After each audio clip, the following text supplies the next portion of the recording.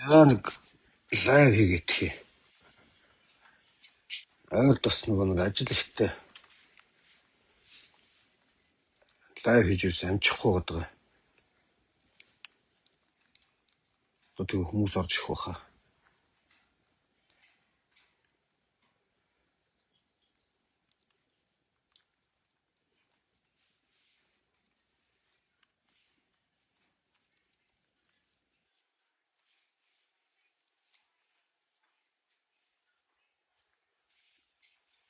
За одоо нэг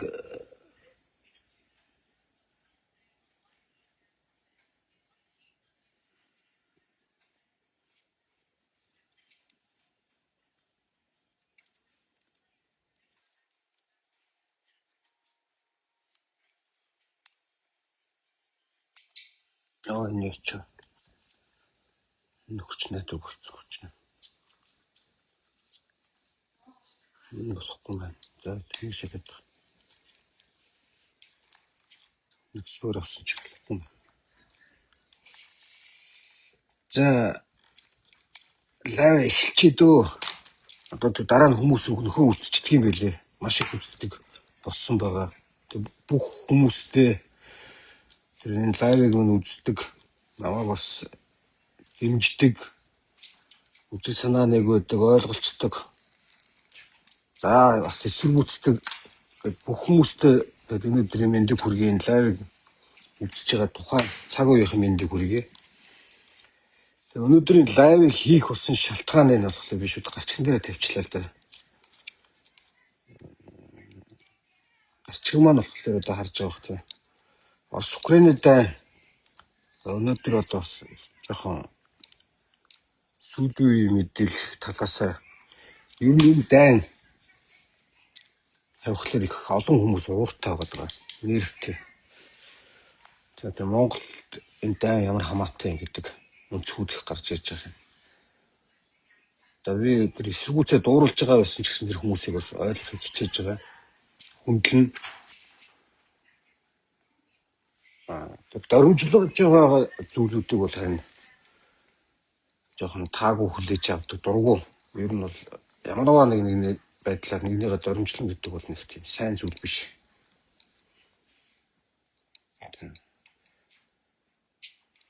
За эхний ээлжинд би сая ингэсэн нөгөө сүүлийн 2-3 өдөр нэг Орос Украины дайны сүүлийн үе ялангуяа халуунцыг болоод байгаа Покровский тулалдааны мэдээллүүдийг нэлээд оруулсан.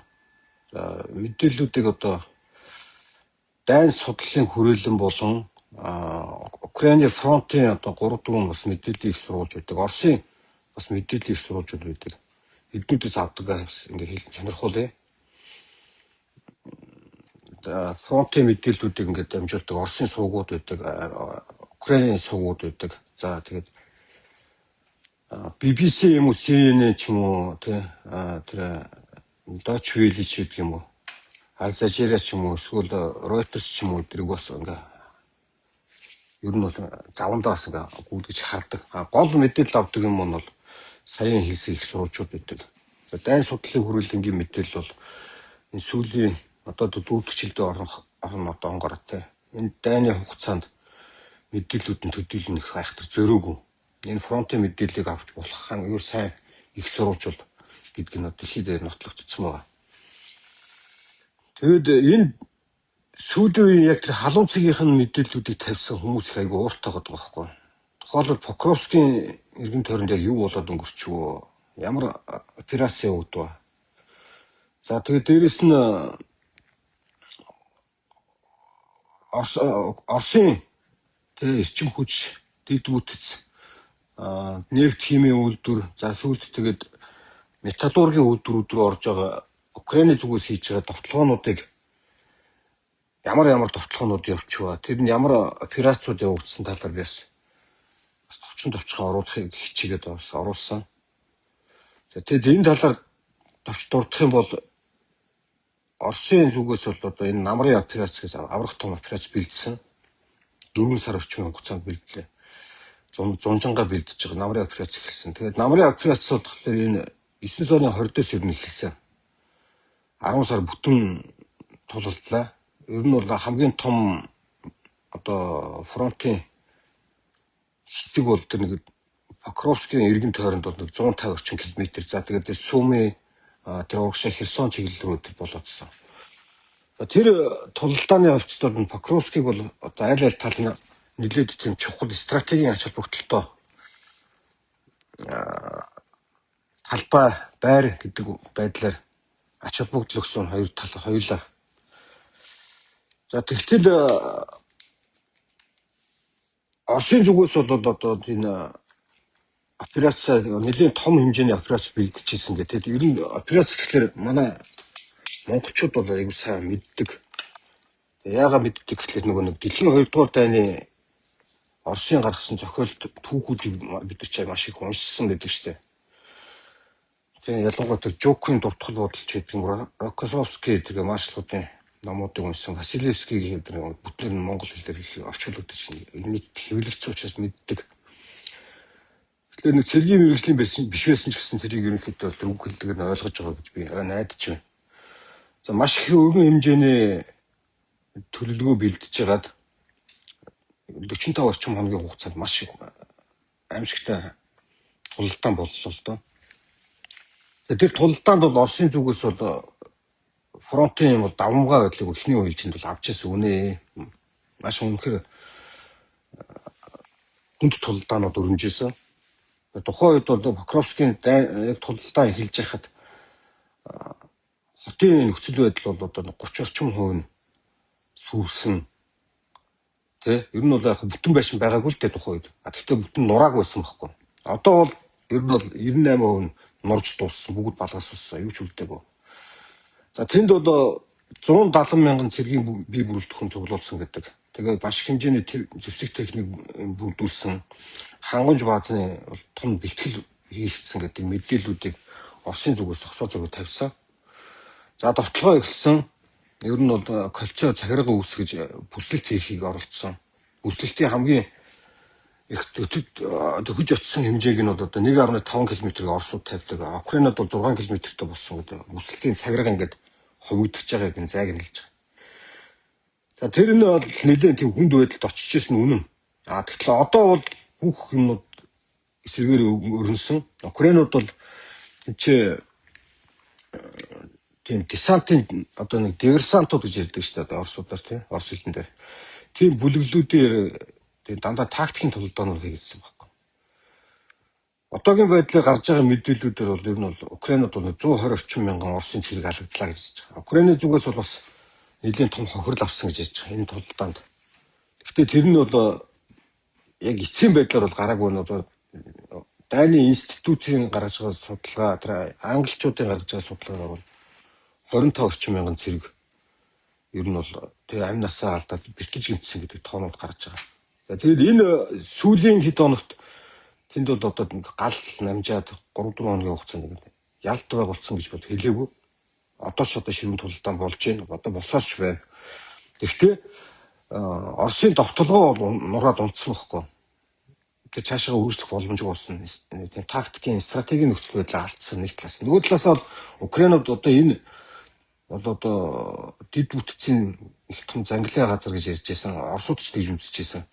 Гэхдээ одоо тэр чанараа алдсан гэж ярьж байгаа. Тэр нэгүгээр ихлэ зам тээврийн харилцаагаас ахуулаад чухал байсан. За тэгээ Покровскийг авснаар цаашдаа болохоор тэр хойшоо Днипро дагаад энэ гол одоо тэг Запорожье Дниприйн уул уурхай болон ашигт малтмлын гол төшиж баазууд тэр том эзлэгдсэн хотуудын Мариуполын бас нөгөө Мариупол гэдэг хотын үйлдвэрлэлийн хотуудыг цааш эзэн суух гэдэг хэн эзэн байх вэ гэдэг тийм гол ач холбогдолтой гэж Оросууд бол тэрийг бол үзсэн. Гэхдээ тэрийг нь хараахан чадсангүй.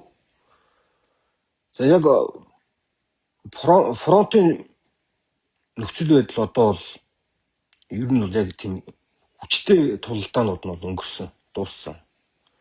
Одоо бол нэг жижигхэн тийм бүлгийн тулалдаанууд бол одоо яг өрнөж байгаа. Жижиг. Оросуудын хувьд бол одоо тэр сая тэр хүний алагдсан хүмүүсийн тоо мэдээлүүд нь 400 биш 120 мянга гэж яригдж байгаа боловч техникийн тоонууд нь бас гүйцэд гараагүй. Гэхдээ ер нь бол бас их хэмжээний зэвсэглэлийн хохирол авсан. За 3 хоногийн өмнө бол одоо Украинууд бол Покровскийн яг идэвхтэй товтлогоонуудын зогсоох зорилготой маш том хэмжээний агаарын товтлогоонууд өнөөдрөөс бас агаарын товтлогоон. Тэр агаарын товтлогоон орлоготой 64 ширхэг хангамжийн бааз устгасан байхгүй. Нефт болон хүнс зэвсгийн хангамжийн баазуудыг тэр иргэн тойрных нь баазуудыг устгасан. Тэгээд бас төв штабуудыг устгасан. Артиллерийн одоо артиллери гэдэг чинь их бууны буудлагын тий сөөрүүдийн бүгдийг устгалаа. За тийм байдлаар яг одоогийн байдлаар бол тэр дайны эрчимтэй ингээд тулалдаанууд бол багассан. За тэгээд тэр дайны талаар бол янз янзын бичлэгүүд одоо факт баримтууд бол маш их бичлэгүүд байгаа. Тэгээд аимшигтай бичлэгүүд би бол тавьдаггүй. Ерөнхий бол гол нь бол мэдээнүүдийн хөрөх зорилготой тавьсан боловч маш их олон хүмүүс хэлгийн жууруулж ах шиг байна. За би яагаад Украиныг дэмждэг талаараа дуудахгүй ярина. За дахиад яг энэ хугацаанд өнгөрсөн 20 гаруй хоногийн хугацаанд Украины зүгээс бас Оросд хийсэн бас өөр нэгэн төрлийн товтлогоо явуулсан. Энэ нь болохоор 10 дугаар сарын 15-наас эхлээд Украины одоо дроны маш том өндөр наривчлалтай зохион байгуулалттай товтлогоонууд өргөн хэмжээний тий зурус газрыг дайрч яваадсан. Тэрийг болохоор ер нь дайны судлалын хүрээлэнгийнхний тайлбарлаж байгаа шинжээчдийнх нь бичиж байгаагаар бол энэ Оросын агаараас дэмжих систем гэж агаараас дэмжих гэдэг чинь агаараас хамгаалах систем баггүй. Тэрийг илрүүлэх зорилготой Украинад ийм тактикийн ажиллагаа явуулаад байна. Тэр гол нь бол тэр бай устгахтай биш байна. Надад ч тэр агаарын хамгаалах системүүдийг илрүүлэх зорилготой яваад байна. Тэр явцын дунд бүк 300, бүк 400, бүк 500 гэх тий. Ингээд агаараас хамгаалах стратегийн болон тактикийн системүүд ажиллаж байдаг. Энэ системүүдийг маш одноор устгасан. Нэг систем нь бол одоо юу лээ? Өмнгийг мартчих. За дээдл нь одоо 500 орчим сая доллар руу одоо очдог тийм. Нэг ингээд системийг дагаад 20-од ингээд хөдлөх бүрэлдэхүүн ингээд дагаа явж байдаг. Яг тийм байх чинь тийм аврах том системүүдтэй. За одоо тэрнтэй чинь дүүрлэж яриад байгаа чинь Америкийн бол ТАД систем шүү дээ. ТАД систем чинь баг тэрбум гаруй долларын үнэтэй. Оросыг болохоор хямдхан гээд 600 орчим сая доллар гэж ярьдаг. Тэгээд ийм системүүдийг устгасан. Нилээ ихэр. За энэ системүүдийг устгасны дараагаас эхлээд за сая Пуужингийн товтлогоонууд явлаа. 2 өдөр дараалсан Пуужингийн товтлогоонууд. Пуужингийн товтлогоонууд хамгийн алсын зайн 1500 км рейнжтэй байлаа. Тэр рейнж гэдэг чинь зайг нь хэлгээд байгаа. Нөгөөх нь бас дроны цохилтууд явлаа. Дроны хамгийн холын зайн бас 1200 орчим км л байсан. За энэ цохилтуудын үр дүнд бол одоо 10 орчим хотын нефт химийн үйлдвэрүүд болон агуулгах савууд тэгээд төмөр замын болон авто замын төв суурмгууд за тэгээд зэвсгийн үйлдвэрүүд, хим технологийн үйлдвэрүүд, металлургийн үйлдвэрүүд тэгээд ийм юмнууд маш их хэмжээгээр өртлөө. За хамгийн анхных нь одоо тавьж исэн бэ тий. Москвагийн иргэн тойронд болоодсан. За тэгээ Москвагаас хойшоо Курск өдөрлөө яваа. Тэгээ дараа нь орой гэл ингэж явсан. Тэгээд наашаага хар тэнгисийн зүрээс эхлээд хамгийн холынхан сая Оренбург руу яваа. Оренбург гэдэг чи одоо мэдж байгаа гэдэг тий. Казахстанаас хойшоо Уралын нуруугаа дагаад ингэ байж байгаа. Аврах том бас үйлдвэрлэлийн хот штэ. Тэгээд энд бас болсон байдаг. Ер нь бол одоо хохирлын хэмжээ бол одоо хараагүй гараагүй байна. За энэ товтлогоо эхлэхийн өмнө бол одоо Оросын нефт үйлдвэрлэлийн 20% нь өртсөн. Нефт үйлдвэрлэлийн одоо хүчин чадал нь 20%-аар сударчлаа гэж хэлж байна. Одоо бол ер нь ойролцоогоор 40% руу орох магадaltaй байна гэж хэлж байна. Гэхдээ яг эцсийн байдлаар бол гараагүй. Зөвхөн цохилтууд Пуужингаар очсон болохоор бол тэгээ өмнө нь бол одоо тэр үйлдвэрийнхэн бол 15-аас 20% үйлдвэрлэлийн хүчин чадлыг ингээ унгаагаад ирсэн. За ер нь бол цөөн хэдэн үйлдвэрүүдийг бол бүрэн жагсаалаас гаргаж ирсэн. Одоо бол саяын цохилтууд бол ер нь жагсаалаас гаргасан гэдэг яригдж байгаа. За энэ Пуужин нь болохоор ямар пуужин байсныг бас одоо ярьж болох зүгээр байна тий. Би нөгөө юун дээр чатан дээр тэр нөгөө нэг мэдэн дээр оруулаадсэн шүү дээ. Тэр пуужингийнхэн талаар тийм ээ. Flamingo гэдэг FP5 гэдэг пуужин байгаа байхгүй. Энэ пуужин бол өөрөө бол одоо Taurus пуужингийн ер нь бол технологитой адилхан технологиор хийгдсэн. Бараг яг хуулбарлаа тавьсан байх магадaltaй гэж яриад байгаа. Гэхдээ энэ Taurus-аас илүү нь болохоор алсын зайн нисэх чадвар нь илүү. Тэгээ Taurus энэ Flamingo хоёр бол юугаараа илүү юм бэ гэхээр энэ бол яг газар дээр ил байгаа байгууламжийг устгах зорилготой пуужингууд шүү дээ. Тэгээ энэ пуужингуудын онцлог чин чанаруудыг ярих юм бол нам өндөрт нисдэг. Нам өндөрт нисэхдээ болохоор орчны ингээд релиф үүдик гэж яддаг. Тэгээ уулын өндөр хавцал эднийг ингээд ялгаж өөрөө ингээд тий тарихтороохоо өөрчилж ингээд зохицуулж явдаг. Тэр нь болохоор одоо пуужингийн системээс хамгаалагддаг агаарын тогтолцооны хамгаалах системүүдээс нуугдж нардаад илэрдэггүй тийм пуужингууд байна. За энэ пуужингуудаа Taurus-аас бас нэг онцлог хэд хэдэн юмнууд одоо яг эд яригдчихэ. Энийг бол одоо нэг ашигласныхын дараа дэлхийд дээр одоо яг ярьж байна л да. Тэгээ тэрэнд ямар онцлогтой байсан гэсэн байгууламжийг устгахтай тухайн объектын нэг хэдэн метрийн радиустай дээр хохирол учруулдаг гэсэн бол одоо бол цохилтын өгсний дараах хохирлын радиус нь нэмэгдсэн гэж хэлж байгаа. Тэр нь яаж нэмэгдсэн бэ гэсэн чинь пуужин байн дээр очихдоо агаарт задарч байна. Задраад дахиад олон газар очиж дэлбэрж байна. Тэгээ тэр бичлэгүүд нь бас ингээ гарсан. Би бас тавьсан байгаа тэр.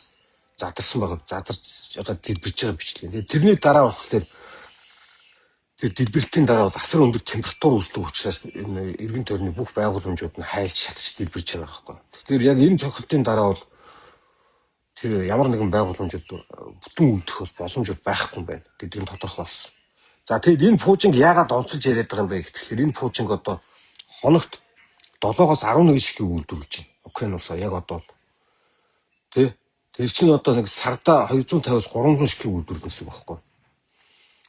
Тэгээ хэрвээ сарда 250-аас 300 пуужин Орос руу нисэж чиж гэх юм бол Оросын үйлдвэрлэлүүд ер нь бүтэн устгаж дуусгах юм байна. Энэ одоо Америкийн нэгдсэн улсын ямар нэгэн пуужин хүлээх тэгээ тэднээс болоод ингээд энэ дайны хөв зээ ингээд хойшлж уртсах энэ гэдэг зүйлүүдээр ингээд өөрчлөлт оруулж байгаа нэг талаас.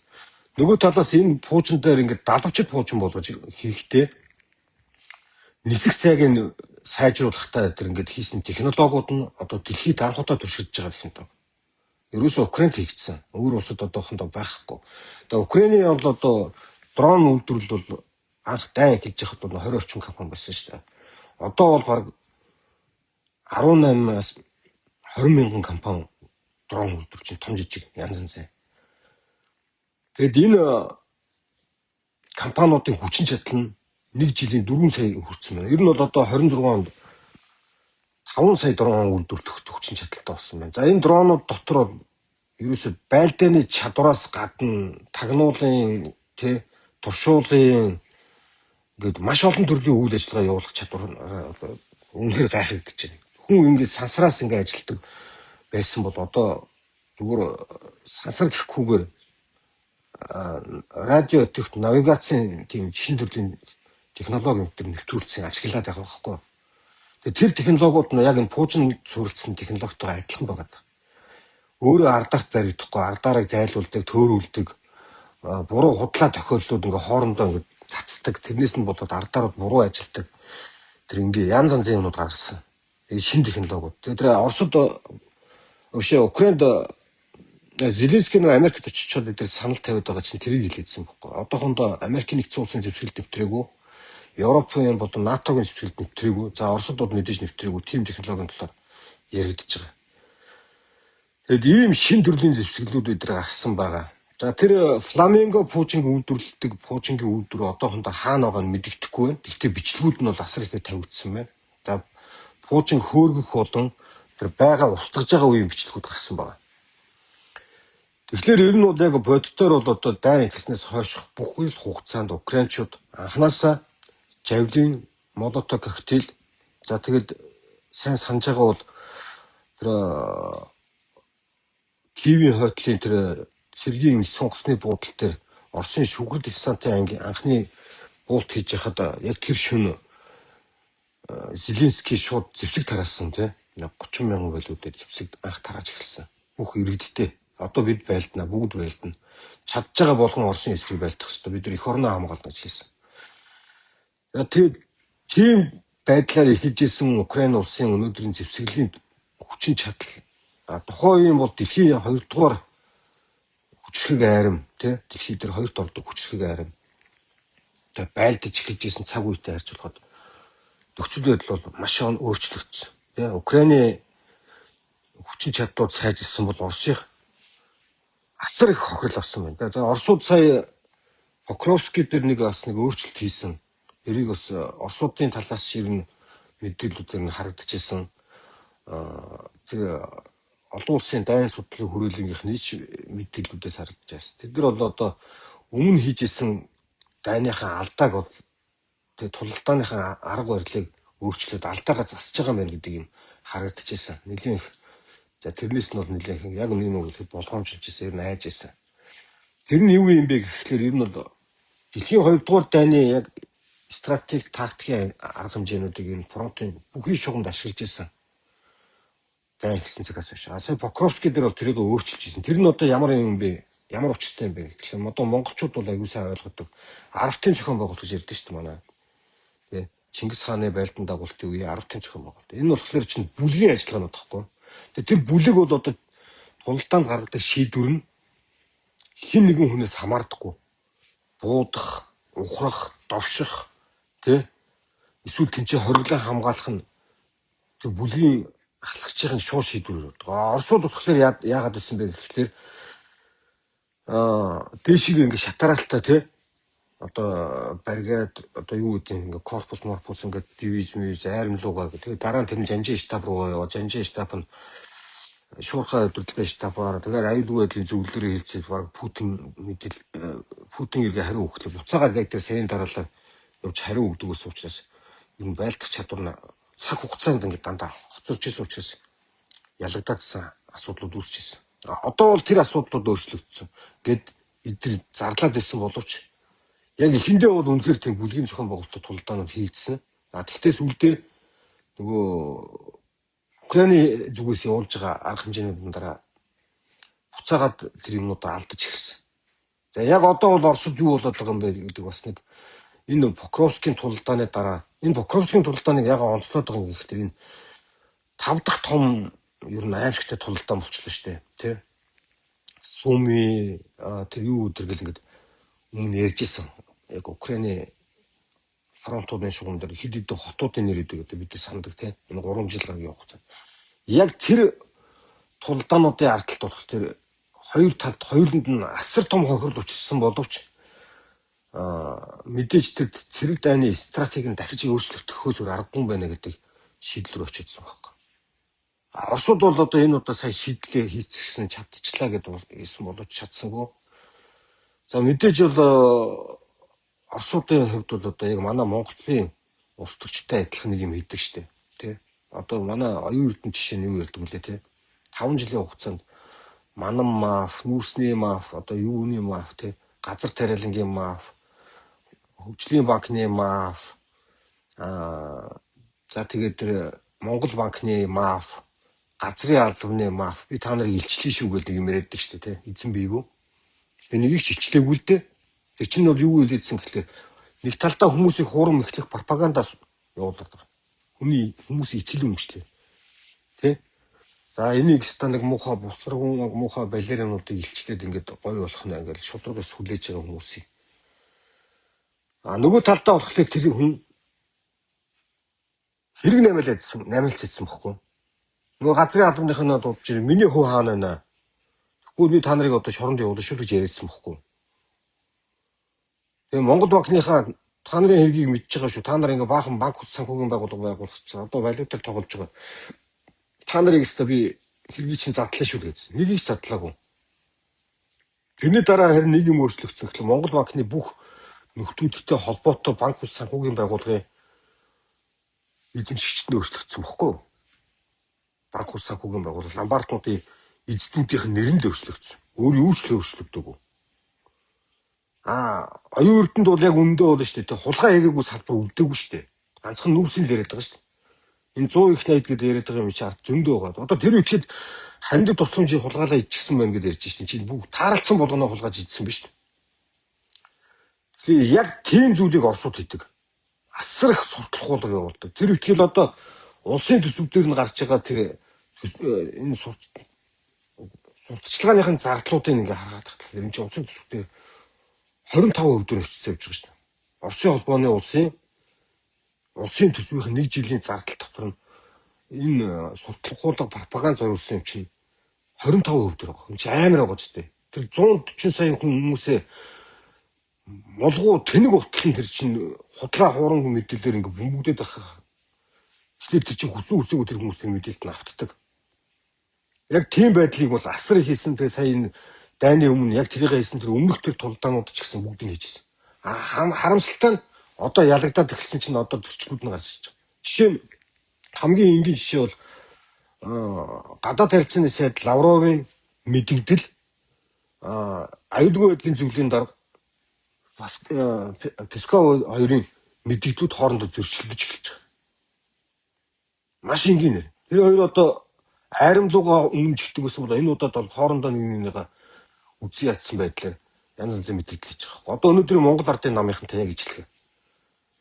Яг өмнө чанартай бүгдээр хогийн урам болохгүй. Бүгдээрээ одоо жордон дотор байгаа тийм ялцамгууд тахгүй, бузрууд тахгүй.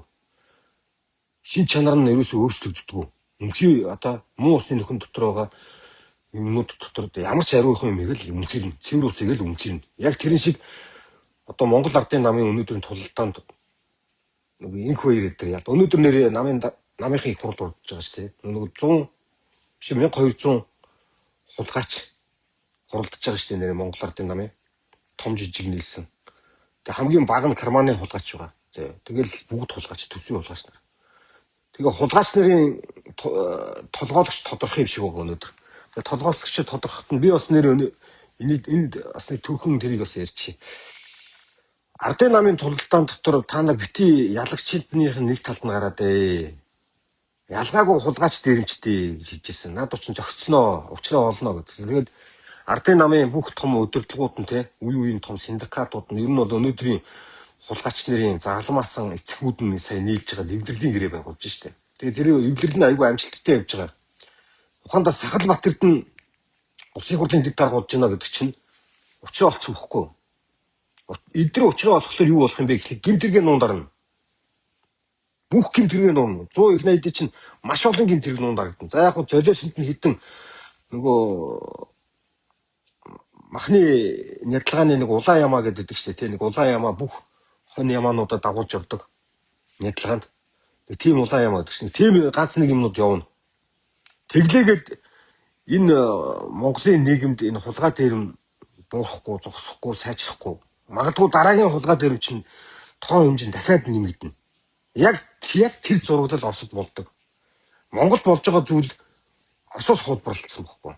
Энэ нөхдүүд иргэний эрхийн эсрэг авилгач албан тушаалтуудаа хамгаалсан хууль эрхцэн орчнуудыг үйлдвэрлэхдээ Оросоос хууж тавиадсан юм. Энэ технологи дарангуулыг авчирдаг, буцааж угсардаг энэ улс төрийн аргачлал технологийн дагуу хийгдсэн Монголд.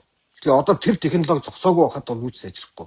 Энэ технологиг Оросд байгуулагдсан цусан мөртөө алуурчдын тэгээ Монгол улсад байна шүү дээ. Хил, соёл, түүх одоо өвөг дээдсийн минь бүх зүйлд геноцид хийсэн энэ нам хийхгүй. Өнөөдөр Монголын нийгмийг устгах геноцид хийж байна. Эдийн засгийг устгах геноцид хийж байна. Яг ийм л зүйл болж байгаа. За тэгвэл Оросд бас яг ийм зүйл болж байгаа. За тэгэхээр ерөнхийдөө бол тэр сая ингээд фронтын нөхцөл байдлуудын талаар ингээд сүүлийн юмнуудыг ярьчихж байгаа. Одоо би энэ гарчигныхаа гол агуулгыг одоо яриа. Хэд хэдэн хүмүүс бас нэлээ комментүүд ингээд бичиж байна. Яагаад Украиныг дэмжиж идэх юм бэ? Украинд очиж байлдаж зайлаж л гэдэг юм л та. Тэгээ ер нь бол Украин энэ дайнд бол эхний ээлжинд шууд хэлээ. Баталгаатай ялна. Баталгаатай ялна. Ямар ч хэрэгэлзээгүйгээр яагаад ингэж хэлээд байгаа юм бэ? Тэгэхээр ер нь бол дайн ихсэн эхний өдрөөс би ингэж итгэлтэйгээр хийж байсан. Хүн төрөлхтний түүхэнд түрэмгийлэгч нар ялагддаг байхгүй да. Хүн төрөлхтөн чинь түүхээ бичээд нэг 5,000 жил болж байгаа шүү дээ. Дандаа ялагддаг байхгүй. Ялж байгаагүй. Фашист Германыг Оросууд ганцаараа дангаараа ялаагүй шүү дээ. Хүн төрөлхтөн нийлж ялсан байхгүй. Өнөөдөр одоо Оросууд тэгж ярьдаг шүү дээ, тий. Оросууд Украинтай байлтаагүй. Оросууд НАТОтой байлж байгааг галзуураад байдаг шүү дээ.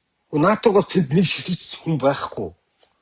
НАТОгийн нэг ширхэг альфагч зэрэг офицер дайчин өгөөгүй тэнд. Тэр тулдаанд. За мэдээж бол хөлтний зэргүүдийн талаар бол юмнууд байгаа. Тэр бол тусдаа асуудал. Зэвсэг нийлүүлж байгаагийн хувьд бол энэ зэвсэг нийлүүлэх нь зөв.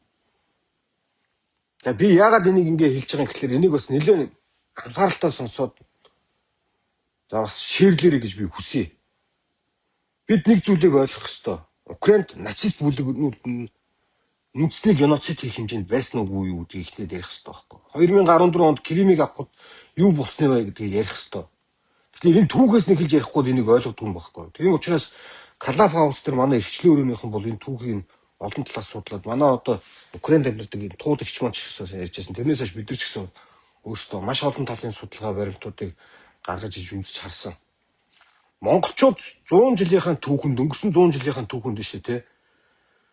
Бодоо, Данзан, Богд хаан хэрэгүүтэй те. Үндэсний эрх хэрэгчлээр авчирсан те. За тэр олон сайхан тайж, ноёд, язгууртуудад бүгднгийн дайсан болгож ярьж байсан шүү дээ. Яг тэрэн шиг бандеровчууд гэдэг чинь украинчуудын хувьд бол яг бидэрт яг тэр хүмүүс нь баггүй. Украин бол Оросын ч тал биш, Германы ч тал биш, тусгаар улсаа. Бид нар аль нэгнийхээ хамааралд байх ёсгүй гэдэг үндэснийхээ эрхчлөө тусгаар тогтнолын төлөө тэмцсэн тийм хүн баггүй. Фашистуудад нь ч тэр хүн байлдсан, Оросуудтай ч байлдсан. За тэрийг бол зөвлөлтийн түүхэнд бол фашист бандеровчуд гэж нэр хоч өгсөн. Одоо хүртэл тэр үлгэр нь явдаг. Тэгтэл яг жинхэнэ түүхэнд хязгаарч тийм байгаагүй. Монголын үндэсний эрхчлөө тусгаар тогтнолыг авчирсан Богд хааны үндэсний эрх хэрэгчлөөний хувьсгалыг бид нар үн цэнийг одоо хүртэл төдийлнээсээ ойлгохгүй ярьдаг. Тэгтэл тэрний бүх баримтууд нь ил болоод гараад ирчихсэн байна. Энэ үндэсний эрх хэрэгчлөө тусгаар тогтнолыг мань авчирсан тэр эрхэм хүмүүсийг Монголын дайсан болгож ярьж байсан тийм сохор доглон богдоор нь дуудаж байсан. Тэр сайн аюун хаанаас ахуулаад тэр олон язгууртан ихсдээцүүдийн минь хэдэн 100 жилээр нь авчиж тэр гутаан дөрмжлөхтэй үр хүүхэд удам судартай бүгднийг нь устгаж хямдсан шүү дээ. Би Оросыг үзий ядаад байгаа юм биш ээ. Бид нар бодиттой зүйлийг нь ойлгох ёстой. Өнөөдөр ягаад Оросууд тэгвэл энэ дайнд ялагдах юм бол юу болох вэ? Ялах юм бол юу болох вэ гэдгийг бас эрүүл ухаанаар бодох ёстой байхгүй. Бид нар ягаад Оросоос хараат байх ёстой юм бэ? Маш олон зүйлээр хараат байна шүү дээ. Өнөөдөр Монгол улсын ерөнхий сайд хийгээ явж байгаа Зандан шатар гэдэг хүн чинь Оросын дүүмтэй хамтарсан ажлын хэсэг байгуулад Монгол улсад батлагч байгаа хуулийг Оросын дүүмээр шалгуулдаг, хянуулдаг тийм хууль эрх зүйн орчин хийгээ явж исэн хүн шүү дээ. Өнгөрсөн 70 жилийн чинь хугацаанд Монголын удирдагч нь хэн байхыг тэд нар мэддэг байсан шүү дээ. Тэд нар томилдог байсан шүү дээ. Тэд нар таалагдсан хүн монголчуудад тэдний өмнө боол болгосон, хүн сөрөг болгосон, манкурт болгосон тийм хүмүүсийн тэд нар удирдагчаар нь тавьдаг байсан. Монголчууд эрхчлөөд тусгаар улс байгаагүй. Яг үндэ тэдний хараат автономи тус байсан шүү дээ. Эрхчлөө тусгаар тогтнол гэдэг чинь өнөөдөр балга бензинээс хямдах юм уу? Нэг өвлийн цахилгаан станцаа чинь хямдах юм уу? Оюун эрдэнэ чи 150 их 80 төгрөг 5 жилийн хугацаанд зөвхөн улсын төсвөр идлээ. Төрийн өмчт компаниудаараа дамжаад бараг 70 их 80-ыг идлээ. Одоо хулгай хийсэн тэр 5 жил 6 жилийнхэн мөнгө нь 100 их 80 гарсан байна. Яагаад нэг цахилгаан станц бариагүй юм? Чи хэдэн мянган цахилгаан станцын мөнгө идчихсэн байгаа зү? Тэгээ худал хуурмгийг яриад идэг. Өнөөдөр зүгээр жирийн иргэн биш тий. Хууль зөрчих юм бол, эрүүгийн хууль зөрчих юм бол шууд шорон руугаа явна шүү дээ. Явж байгаа шүү дээ. Одоо тэр шорон чинь дүүрэн байгаа шүү дээ. Иргэдэр чинь дүүрэн байгаа шүү дээ. Үндсэн хууль зөрчсөн хүнийг өнөөдөр их хурлын гишүүнээр нь хамгаалал байж штэ. Ингээл дэвслэл байж штэ. Тэгээд эмнэлгээр нь дүүрэн одоо өвчтөнгүүд нь энэ төрөө байхгүй байж л байгаа үстэй. Тэгээ яагаад юм бэ тийм бэ гэж бодолтой. Оросыг дагаад энэ дэлхийн ертөнцийн төр хөгжсөн улс байна уу? Орос ч өөрөө хөгжсөн юм уу? Бодолтой. Би одоо өөрөө бол бас Орос морсоор зөндөөл явсан харсан. Ямар байдгийг мэднэ. Золбон штэ. Ойлгоч улс штэ. Тэгэд яагаад энэ улсээс эргчлөө тусгаар тогтнол чинь балга бензинээс чинь хямдхан болчихдөг юм уу? Эргчлөө чинь Монгол хүний эргчлөө баталгаажж Монгол улсын тусгаар тогтнол нь баталгааждаг. Дэлхийд даяар тийм байдаг. Тэгээ хэвээ штэ тий. Украиний дайнд ялагдах юм бол Монгол улс буцаад автономит улс нь болно Оросын. Яагаад тэгэхээр дэлхийд дээр шинэ дэг журам бий болох ч штэ. Хүчтэй улс нь ядуу улсаа өөрийнх нь хүснээр байлгаж болдог. Тийм жишг эргэж бий болох чинь. Коммунизмын үеих шиг. Өнөөдөр хүн төрөлхтний эрүүл саруул гэсэн бүгд яагаад Украиныг хамгаалаад байгаа юм гэхэлээ ядуу улс гэж бишээ. Баян улс гэж бишээ. Бүгд нэгдсэн үндэсний байгууллага дээр нэг мандаттай. Бүгд бие даасан байдлаа хамгаалах эрхтэй. Тэгэд энэ эрхийг хамгаал тусгаар тогтнолтод битгий хаалт. Гүчид хажуу айлынхан тэг нөхрийг жоохон ядарсан бахлаар орж дээрлэхэд чи олон хүүхэдтэй байхад нь зарим хүүхдийг алж хийчихээ, зарим хүүхдийг гэлтэй авчиж боолчиж чохоод тэг эхнэрийн хүчнэдэд байгаа та ижлэх юм биз дээ. Тэгэнгүүтээ гэрийнх нь талын өөрийнхөө болгож авчихад энэ чинь минийх чи наана байж гээд. Заримдаа баг өөрийн хүч хилэл байж штэ. Яг тэрнтэй ижлэх юм биз дээ. Тэр ядуу байсныхын төлөө тэрийг тэгээд байна штэ. Тэгээ тэр хүн чинь нөгөө гэр орноо ингээ хөгжүүлээс нөгөө талынхаа хуршүүдтэй нөгөө тал эсвэл өөр ажил төрөл хийгээд танаас хамааралгүйгээр би нэг сайхан амьдрал эхлэе. Үгүй чи миний хараат бай. Чи миний хүснэр бай. Танаа хүүхдүүд чинь дураараа байна. Тэр айлын орон зайр руу халдж байгаа тийм яг ижилхэн зүйл байхгүй да. Монгол улс руу өнөөдөр тэгэл ороод даалт хэлбэрээр орж ирсэн шүү дээ. Халтмаагийн Баттулга чи хийжсэн бүгд тийм шүү дээ. Одоо та нар мартаж болохгүй нэг юм чинь энэ шүү дээ. 12 жилийн өмнө тий 2014 онд сайн сануулад хэлэх юм бол Монгол улсын их хурл дээр алхах зөхиод тэр нарийн төмөр зам өргөн төмөр замын хэрүүл болж хахад тэр ил цоолдог нэвтрүүлэг гарч хахад Оросын холбооны улс алс дорнодын хязгаараараа Хятадтай холбогдсон төмөр замын хүчин чадал нь нэг жилдээ 1 сая тонн хүрдэггүй байсан шүү дээ. Дампуурсан гэсэн бохоггүй. Бараг ачаа бараа явдггүй. Үнэхээр дампуу байсан. Тэгээ өнөөдөр тэгвэл юу болсон бэ гэхэд Хятадуудаар нарийн царгийн төмөр замаа хосоор нь тавьчихсан. Жилийн 150 сая тонноос дээш ачаа эргэлттэй болцсон байж шүү дээ. Монголд болохоор төмөр зам тавьхлаар танк ороод ирнэ. Оросууд болохоор тэгээ тавьулсан байгаа шүү дээ. Одоо бид чинь жилдээ 150 сая тонн нүүрс Хятад руу гаргаж зарж байгаа. Тийм л юм хэлсэн шүү дээ. Монголын нүүрсийг л заруулахгүй гэсэн шүү дээ. Монголд одоо баг 1000 жилийн нөөцтэй нүүрс байгаа шүү дээ. Энэ нүүрсийг чи хэрэглээ одоо магадгүй 30 жилийн дараагаас энэ чинь дэлхийн ертөнцийн чинь шал өөр юм ярьж шүү дээ. Эрчим хүчний нүүрслээ хэрэглэх нь үгүй болж байна. 2035 он гэхэд Хятад улсын эрчим хүчний нүүрсний хэрэглээ бараг 40-с 50% буuna байхгүй болно. Огт байхгүй болно өнөөдрийн хэрэглээ. Дахиад тэрний 5 жилийн дараа гэхэд 70% буурна. Тэр хэмжээгээр ган боловсруулах үйлдвэрлэлийн технологи өөрчлөгдөж байна. Тэр төмрийг хайлуулахын тулд өндөр хэмжээний калори үүсгэхийн тулд коксын үүсгэж эхэлсэн байхгүй. Тэрийг одоо цахилгаанаар орлуулад эхэлж. Цахилгааны гэдэг чинь 1 киловаттт 25 центээр өгдүүлнэ гэж штэ. Бүх юм өөрчлөгдөж байна. Хорвоо ертөнц масар хурдтай өөрчлөгдөж байна. Тэгэхээр бид нар юугаа алдчихнаа одоо бодолтой. Гэхдээ Монголын нүүрсийг дэлхийд тойруулаад төөрүүлж байгаа л Японд авч зарах юм гинэ. Хизээч тийм байхгүй. Солонгост авч зарах юм гинэ. Тэгвэл юу гэхээр зүйлсүүд нь энэтхэгт авч зарах юм гинэ. Одоо тэгээ зараад байгаа нь хаана байгаа? Хинч зүрх зараагүй гоцтой. Тэгээ тэрийг ингээд одоо гацаас хар хулгаач чинь тий Монголд юу хийсэн гэж нийгмийг устгахтаа монголчуудыг хизээч түүхэндээ байгаагүйгээр хооронд нь талцуулсан. Баян ядуугаар нь талцуулсан, яс үнцээр нь талцуулсан. Одоо гарал угсаагаар нь талцуулж байна. Дээрээс нь монголчуудын ихтэй тий гадаадын хөрөнгө оруулалтыг үзэн ядуулдаг болсон. Дэлхийн ертөнцөөс таслах гэсэн зорилго шүү дээ. Энэ ажлыг хэн хийгээд байгаа юм? Оросууд л хийж байгаа шүү дээ. Бүх амиа, бүх мэдэрлээ, тий бүх амь амьдралаа үр хөвгтэйг авчиад Оросод барьцаалчихсан хулгайчууд энэ Алтмаагийн Баттуудг мөн шүү дээ. Тэрийг тойрон хөрөөлөгч бүгд мөн. Алтмаагийн Баттуудг чинь сая Монгол Ардын намын даргал байсан шүү дээ. Одоо ч гэсэн Монгол Ардын нам дотор наа чи хүчтэй байгаа шүү дээ. Монгол Ардын намд тэтгэдэрнгүү Оросод дагаар ороход бэлэн байгаа боолууд нь зөндөө байгаа. Тэгээ Оросыг хийж байгаа бодит энэ кейс технологийн нархлаа. Чи хужааг нь.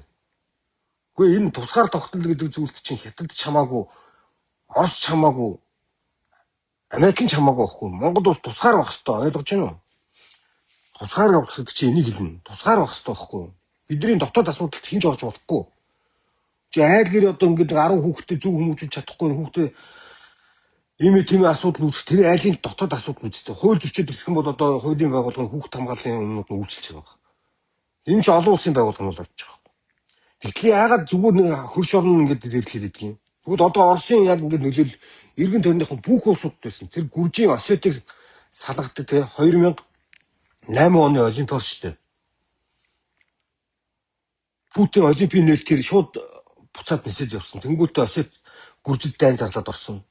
Гэхдээ тэнд өргөний дай болоогүйсэн бохгүй. Зүгээр цэрэг оруулаад дээрлэхэл одоо булаагаар авчихсан. Одоо тэр тусгаар улсын ч мэд итгэхгүй, юун ч мэд итгэхгүй, хин ч хүлийн зөвшөөрдөггүй нэг юм садан тусгаарсан нэг нөхдүүд биш. Бүр ядуу гуйлагчин болчихсон.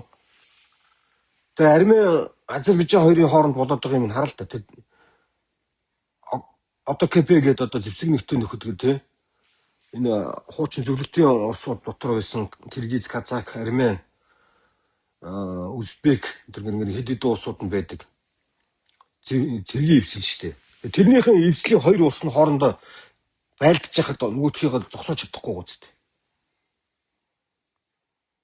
Их олон юмыг бол олон талаас нь бодох хэрэгтэй байгаа. Тэгээд ер нь бол олон улсын харилцаанд шүү дээ дэг журам гэж нэг юм байдаг. Оросууд хизээч дэг журмөө биелүүлдэггүй. Хизээч гэрээгээ биелүүлдэггүй. Украин 14 ондны дараа Украин Кримийг салгаж яхад Майданы хувьсгал болж яхад юу болсныг одоо ихэнх хүмүүс мэддэггүй. Майданы хувьсгал чинь зүгээр манай сая огцрох хамхан жагсаалтай адилхан залуучуудын жагсаал болсон байхгүй. Яагаад тэр жагсаал болсон бэ гэдгийг иргэд нэг ярих хэрэгтэй болчиход байгаа. Би өмнө бас нэг лайваар ярьж ирсэн. Майданы хувьсгалын үеэр Янукович гэдэг нэг ерөнхийлөгчтэй байсан. Тэр Янукович Украины ерөнхийлөгч болохдоо мөрийн хөтөлбөрт нь Украин улс Европын холбоонд элсэх ёстой.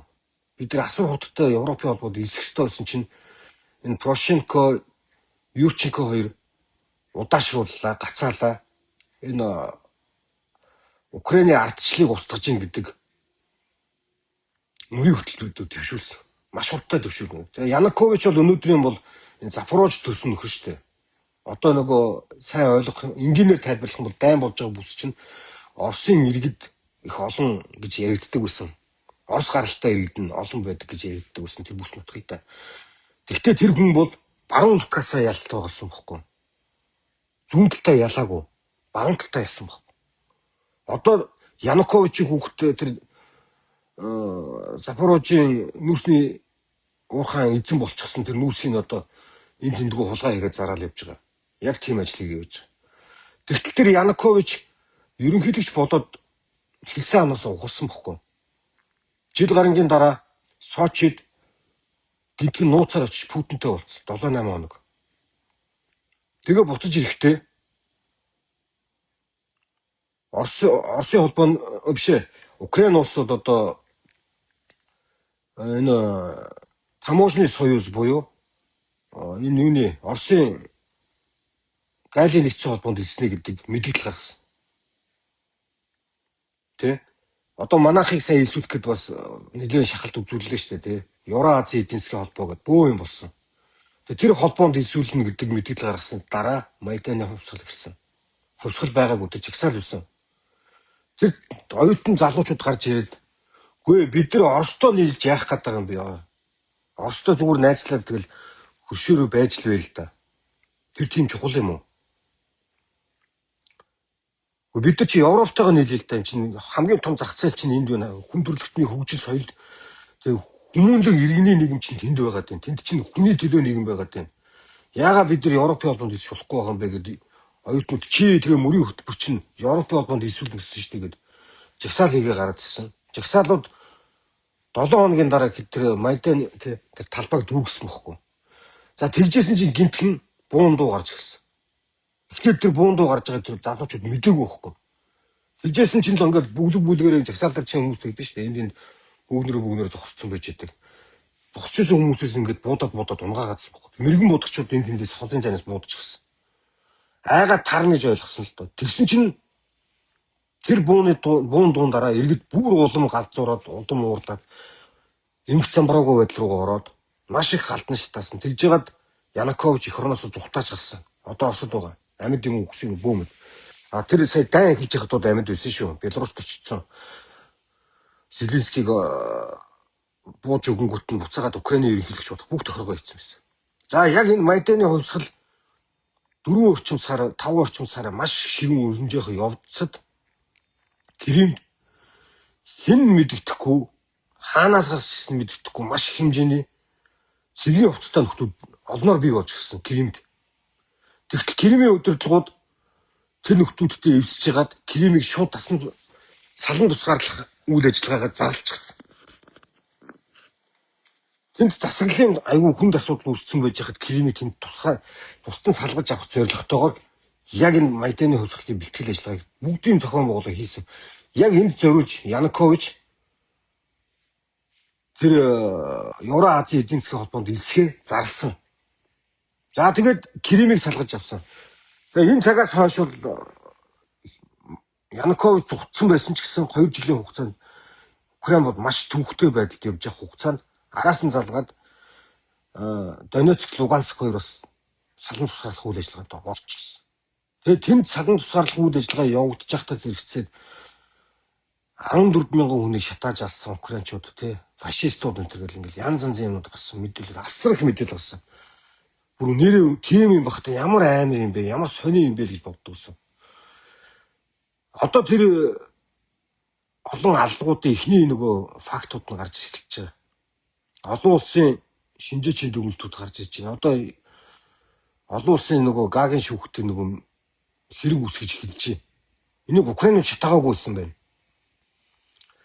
За энэ дараа болохоор Порошенко энэ яг энэ процессын үеэр Порошенко Януковичийг зугтсны дараа ерөнхийлөгч болж байгаа. За тэгэнгүүтээ одоо нөгөө Минскийн гэрээ гэдэг юм байгуулж байгаа шүү дээ. Минскийн гэрээгээр юу байсан гэхээр тухайн үед бол одоо тэр Донецк, Луганск дээр сайн дурын айрам партизаны айрам бий болсон юм байна. Одоо нөгөө Залужны генерал тэр үед тодорж гарч ирж байгаа шүү дээ. Одоо өнөөдөр Англид, Их Британд элчин сайн тэгээ явж байгаа. Энэ генерал бол тэр үед бол үнэхээр түүхэн гавьяа болсон байхгүй. Бид нэр Оростой нэгдэхгүй. Яагаад бидний салан тусгаарлах үйл ажиллагаанд оруулчихж байгаа юм бэ гэдэг. Тэр хэн мэддэхгүй, танигдахгүй баахан цэргийн нөхдүүд орж ирээ, цэрэг зөвсгүүд орж ирэхлээр тэдэртэй байлдсан. Тэгж байгаа араас нь Улаанцай Оросын хилийг даваад хэдэн 100 мянган цэвэсэг техник цэргийн хүмүүс орж иржсэн. Тэгээ тэр нь Оросууд ч гэсэн мэдээлэлүүдэд тавьж ирсэн. Бид нэр ах トゥ хамаатан садан Орос гаралтай иргэдэд хамгаалж ийн гэдэг Улаанцай зарлаад орсон. За тэгээд тэр 2 жил гарan үйлсэн маш их хүн тулалдаан болдог. Тэг чи одоо баг 400-500 км урттай тийм бүс нутагт энэ тэмдгүү партизаны дайнууд үүсчихэж байгаа байхгүй. Тэгээ яг Украины айран бол тэнд бол удирдлагаар хангаж чадаагүй. Ер нь бол оролцохгүй янз янзаар л үзээд хэлсэн. Тэгтээ чадаагүй. За тэгж байгаа Минскийн гэрээгээр ганц зогсох гэрэлцээ байгуулад тэнцээ байсан 10 гаруй мянган тэр партизаны цэргийн бие бүрэлдэхүүний галын зурвсаас гаргая гэдэг шийдэл түрээд гаргах үйл ажиллагаа явуулсан. За тэр үед бол одоо Залужныгийн одоо өөрийнх нь гаргаж ирсэн тэр нэг яригдаад байгаа тэр нэг том нэгтгэл байгаа шүү дээ. Мариуполийн нэгтгэл гэдэгтгээс гадна дахиад нэг би одоо нэрийг мартчихлаа. Тэр нэгтгэлийн хамгийн хүчтэй байлдаж исэн отрядыг гал зогсоох гэлцээрийн дараа тэр бүсэлтээс гарч яхад бүгдийн бөмбөгдөд тусдагсан. Их бугар буудаад. Тэгээ гэрээ зөцсөн. За тэгээд ер нь бол Украин тийм том хохиролтой байсан ч гэсэн гал зогсоосоо дахиж дайн өдүүлээгүй. Тэгээ ер нь бол тэр хооронд бас Украины улс төрийн байдал сайн байгаагүй. За яг хөө тэр үед бол Порошенко ерөнхийлөгчийн хувьд бол бас нэг сайн зүйл хийсэн нь бол Оростой угаасаа дайн болох юм байна гэдгийг ойлгосон, дайнд бэлдэж ирсэн. Гэтэ яг хөө бэлдэхтэй бол одоо дайн эхэлж хахад Жавлин тэр Туркийн Байрактар гэдэг дронуудыг зэвсгэлдээ нийлүүлсэн байсан байна. За гэхдээ зэвсгэлийнхаа тийм юмнуудыг өөрчилж ирсэн боловч цэргийн тоо бүрэлдэхүүнээ нэмэх гэрээний зүйл заалт зөрчигдөж байгаа учраас хийж чадахгүй байсан. За мэдээж байлдах чадвар тодорхой түвшинд сайжруулсан нь бол мэдэгдэж байна. Энэ дай эхэлсэн цагаас хойш. За ийм зүйлүүдийг хийжсэн учраас анхны тэр дай эхлээд 3 хоногийн дотор дуусна гэж хэлсэн Оросын хит их бардам тэр галзуурлыг бол зогсоосон шүү дээ. Дэлхийн түүхэнд 68 км үржилсэн цэргийн цуваа устгасан түүх байхгүй шүү дээ.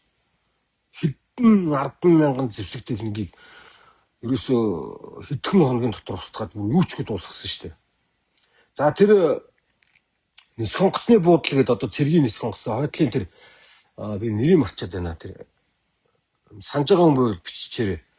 Нөгөө усан цахилгаан Каховкийн биш Каховчин наашаа тэр усан цахилгаан станцын хажууд байдаг цэргийн нис хонгоцны буудлыг Оросууд тэр дайн эхэлдэг өдөр 6 сарын 22-ны өдөр хамгийн ихний ээлжинд анхны онгоцнуудаа буулгасан десантын ангиуд. Тэр бол одоо Оросын хамгийн шилдэг батальонууд орж ирсэн. За тэр онгоцны буудлыг ямар учиртай байсан гэхэлэр тэр онгоцны буудлыг аваад тэгээ онгоц буух рейнжинд нь одоо радиуст нь хамгаалалтаа бий болгоод агаарын хамгаалалтаа бий болгоцсон бол араас нь хэдэн мянган онгоцоор цэргүүд бууж ирэх байсан. Хэдэн 100-аар тэгээ хэдэн 100 мянган цэрэг буух төлөвлөгөө гарцсан байсан. Бүр зарим нь ингээд тэнгэрт агаарт нисчихсэн шүү дээ. Араас нь ингээд хөрчихсөн. Шууд буухад бэлэн болцсон. Тэгээ зэвсэг техник. Энэ бол шууд кив рүү орох байхгүй. Шууд кив рүү орно. За тэнд бол одоо 2014 онд 16 онд одоо гайхамшигтай ялт байгуулж исэн генерал одоо бас нэрийг марч. Би нууцлаар энэ жоохон нэр тогтоохтой муу гэдэг. Бас тухайн үед бас биччихсэн. За энэний талаас баримтат феномен гарцсан байна. За тэдний тусгай батальон асар хүнд туралдаа хийсээр хагаад тэр Оросын тусгай анги нэгтгэлийг бүтэн устгаж дуусгасан. Энэ ялалт бол Украины дайныг бүтэн эргүүлсэн баггүй. Энэ хоёр зүйл. Үнэхээр Украин улс бол эрхчлөөнийхөө төлөө тэмцэж байгаа юм аа. Украины эрхчлөөгүй шүү дээ. 1992 оны гэрээгээр тэр гэрээн дээр бол одоо юу гэж байгаа шүү дээ. Украин улс тухайн үед стратегийн цөмийн зэвсгэл байсан. Стратегийн бөмбөг төчнөр байсан. Стратегийн бүх зэвсгэл байсан. Тэгээ энэ гэрээгээр болохоор зөвлөлт толгойд ус задарсан дараа Украины тэгээ цөмийн бөмбөг, шумбагч, мөмбөгчтэй за тэгээ туу алсын зай нисгч стратегийн бөмбөгдөж онгоц. За тэр цөмийн бөмбөг тээвэрлэгч, харвагч төхөөрөмж гэдэг. Тухайн үеийн 1990-ад оны үеийн бол одоо дэлхийд бол шилдэг тооцогдох бүх тийм зэвсгэлүүд байсан. Стратегийн зэвсгэлүүд байсан, тактикийн зэвсгэлүүд байсан. Дээр нь нэг зүйлийг бас сайн ойлгох хэрэгтэй байгаа. Оросоор зөвлөлт холбоот улсын үеийн биш тий. Хамгийн нарийн технологийн үйлдвэрлэл буюу одоо нисэх онгоцны энэ турбины энэ нарийн технологи шаардсан үйлдвэрлэлүүдийн баазууд нь Украин байсан. Ер нь бол Украин бол инженерчлэлийн хувьд бол зөвлөлтийн үед хамгийн шилдэг нь байсан. Тэгээ энэ зэвсгэлийг нь зөвлөлт холбоот улс задарсны дараа Украинаас, Белорусаас, Казахстанаас хурааж авсан юм. Оросын холбооны улс буцааж өгсөн. Тэгвэл аюулгүй байдлыг нь Америкийн нэгдсэн улс, Франц, Герман, Оросын холбооны улс, Англи гэдэг. Энэ 5 улс хамгаалнаа. Аюулгүй байдлыг чинь хамгаална. Ийм гэрээ байгуулж ээж бүх зэвсгэлийг нь хураасан байхгүй. Тэгээ ер нь бол дайн байлдаангүй байх нь чухал да. Тэгээ тухайн үед бол цөмийн зэвсгийг Энэ их олон улсад байрлуулах бол өөрөө аюултай. Тэгээд цөмийн зэвсгийн эсрэг тэр конвенц аягүй хүчтэй явагдаж байгаа. Тэр нь бол зөв гэдэг байдлаар цөмийн зэвсгээс ер нь бол ангижлыг гэдэг байдлаар яг энэ зүйлдээ нэгдсэний хүчинд энэ аюулгүй байдлын гэрээг нь хийсэн. Тэгсэн өнөөдөр аюулгүй байдлыг энэ хамгаалах байгаа Орос улс нь хүч төрөнгөлөө дайраад орчиж байгаа байхгүй. Украин Орос хоёрын хооронд ингээд зөрчилдөжсэн хэд хэдэн зүйлүүд байдаг. Нэгдүгээрт уул уурхайн баялагын талаарх хэрүүлүүдийг одоо та нар муу сонсож байгаа шүү дээ, тий. Газрын ховрол мэнтэс ахвал одоо энд чинь ямар металлууд байдаг вөхлөөр маш хэмжээний нэржтэй. Энэ бол маш ховор байдаг. За тэгээд энэ нарийн технологийн зэвсгэлд ашиглаад байгаа энэ металлууд гэдэг байхгүй. Тэгээд металлуудыг газрын ховрол мэнтэс гаргаж аваад байгаа. Жишээ нь гам бол 6000-аас 6500 Цельсийн температурт хайлдаг. За энийг сайжруулаад зэвсгэлд ашиглахдаа фосфоритэд ашиглахдаа 8000 Цельси гэдэг үүсгдэг дэлбэрэлтэн дотор. Тэгвэл энийг дахиад нэмэгдүүлдэг хүчин зүйлүүд нь болохоор энэ төрөл бүрийн газрын ховрол мэнтүүд жингийн багасгаас гадна тэр хөнөөх чадварууд нь нэмэгдүүлдэг. За тэр хуйгууд байна. Төрөл бүрийн одоо зэвсгийн хуйгууд. Энийг ингээд гангийн чанарыг сайжруулдаг зүйлүүд энэ металлууд одоо газрын ховрол мэнтүүд. За тэгэхээр нэгдүгээр энэ уул уурхайн хувьд энэ маш чухал түүхийн идүүдтэй. Хоёрдугаарт газрын одоо газын хий, метаны хий нөөцүүд ихтэй. Нүүрснээс гардаг одоо метаны хий ихтэй, нүүрстэй, нефттэй. Энийг ашиглуулахыг ерөөсөө үеийн үед нь Оросууд ямар нэгэн байдлаар арга хэмжээ аваад хязгаарлаж зогсоодог гэсэн. Одоо жишээ нь Монголд одоо энэ төмөр замын эсрэг энэ Костомел яг тий баярлаа. Костомелийн нисэх онгоц шүү тий. Тэгээ Костомелийн яг энэгээр бичснээр нь шүү тий. YouTube дээр хайгаад үзээрэй заяа. Тэр дээр одоо 2 ангит баримтат кино байгаа. Тэр баримтат киног юу үзчихээр Костомелд юу усныг бүх факт баримттай ингээд айгүй гоё гаргасан байлаа шүү. За тэрийг ингээд үзэл сонирхоор. Энэ бол дайны хувь зээг ирүүлсэн аврах том энэ бол бас гайхамшигтай зүйл болсон шүү. За тэгээд энэ уул уурхайн баялагаа украинчууд ашиглах болгонд чөдөр галзуу, эх оромч гэдэг нэртэй тэгээ гадаадын хөрөнгө оруулагчдыг үзэн ядуулдаг яг ингээд Монголд болдог процессыг болдог байхгүй. Одоо босдог хөгтөг босоогоор хэвтэйгээр ингээд явдаг тий галзуу юмнууд нь Монголд байдаг штеп. Эх орон ард түмэн ингээд худлаа шаадаг. Тэгсэн мөртлөөс очиж бүгдийн дээрэмдээд очиж бүгднгээс мөнгө авчдаг. Тэгээ эзлүүд нь болохоор нэг цөөхөн хэдэн ял авсан. Нэг боолууд нь ял авчдаг. Гинт хэрэг юм шиг ял авалгүй л яах вэ? Одоо тэр халдсан бүрэгдээ орд тэр Оросууд тэрийг зогсоож байгаа шүү дээ. Тэ? Тэр өмнө говийн усан цахилгаан станцыг Оросууд санаатайгаар зогсоож байгаа шүү дээ. Тэр малчид юугаа мэдвү дээ. Монгол улсын эрчим хүчний аюулгүй байдлын дотоодынхаа асуудлыг шийдэхэд усан цахилгаан станц асар чухал. Энийг Оросууд л зогсоож байгаа. Тэрийг бол дамжуулаад явдаг бүтэн технологиг Халтмаагийн Баттулга Монгол ардын нам угсарсан. Энэ Монголын нүүрсийг хог болгохыг Оросууд хийсэн. Тэр үтгэл монголчуудыг уул уурхай үзэн ядах бодлогыг Оросоос оруулж ирсэн. Энийг сайн санах юм бол тухайн үед шүү дээ тий. Манай Монгол улсын их аварга Батэрдэн аварга өнөөдрийн энэ улсын их хурлын биш засгийн газрын дарга хийж байгаа Зандан шатар гэдэг тэргүүтээ олон хүмүүс хуулийн төслүүд өргөн барьж ирсэн шүү дээ. Урт нэртэй хууль 68% татврын хууль, гадаадын хөрөнгө оруулагчдын босхын хууль, гадаадын хариатын тухай хууль, гадаадын хөдөлмөрлөгчдийн тухай хуулиуд дээр их сонин заалтууд орж ирсэн. За тэр нь бол одоо би тайлбарлаад их юм тайлбарлана. Миний талаар тусдаа ингэж юм ярьж болно заа. Гэхдээ нэг юмыг тэн дээр ойлгох хэрэгтэй байхгүй. Тухайн үед Монгол улстай шүү дээ тий. 20 орчим тонн алт туршаадаг байж байгаад энэ хуулиудын дараа 4000 тонн унсан шүү дээ алт нийлүүлэлт нь. 250 компани шууд энэ хуулийн дараа хаагдсан байхгүй. Тэр хаагдсан компаниудын шүү дээ тий. Цаашаа дам харилцаагаараа нөлөөллөөрөө энэ хуулийг өргөн барьсан хүмүүстэй холбоотой хүмүүс байсан. Тэр сэлэнгийн буганд ерөөдөр баа ургатай холбоотой алтны уурхай байсан шүү дээ. Тэр тужийн нарсыг тужид нь хятад руу ачижсэн чинь баа авраг өөрөө шүү дээ. Эх орныхон төлөө ачаадсэн юм уу? Бүгдийг л ачсан шүү дээ. Тужийн нарсыг ташаараар нь ачсан. Бүр халзан болгосон шүү дээ. Сэдээс нь тал утал нь ачсан шүү дээ. Баа аврагтай холбоотой 4-5 уурхай яригддаг хамаарлалгүй иргэдэр нь. Тэр уурхайгаа ашиглаж дуусчихад нөхөн сэргээлтээ хийх мөнгө харамлахтаа тэр хуулийг өргөн барьсан. Нөхөн сэргээлтээ хийж чадаагүй тэр уурхайнууд хаагдснаас болоод монголчууд уул уурхайг үзэн ядаж ирсэн. Тухайн үед нөхөн сэргээлтээ хууль нь байсан. Шороо ордын уурхайнууд дийлийнх нь 5 жилийн насжилтал байдаг, 6 жилийн насжилтал байдаг. За том хэмжээнийх нь бол нэг 10 гаруй жил дээр 15 жил 6 жил явдаг юмуд бол цөөхөн юмуд байна.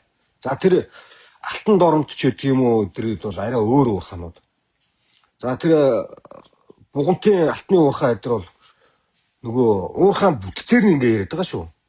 Нөөцөөр нь ингээд тэрнгөөрөө ингээд олон жил ажиллаж ирсэн юмуд байдаг.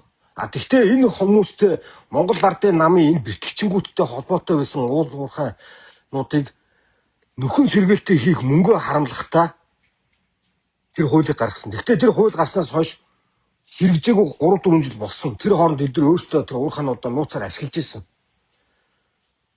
Алтны нөөц тийм хурдан унахгүй байсан. Энэ хулгайчууд алтаа нууцаар гаргадаг гэсэн.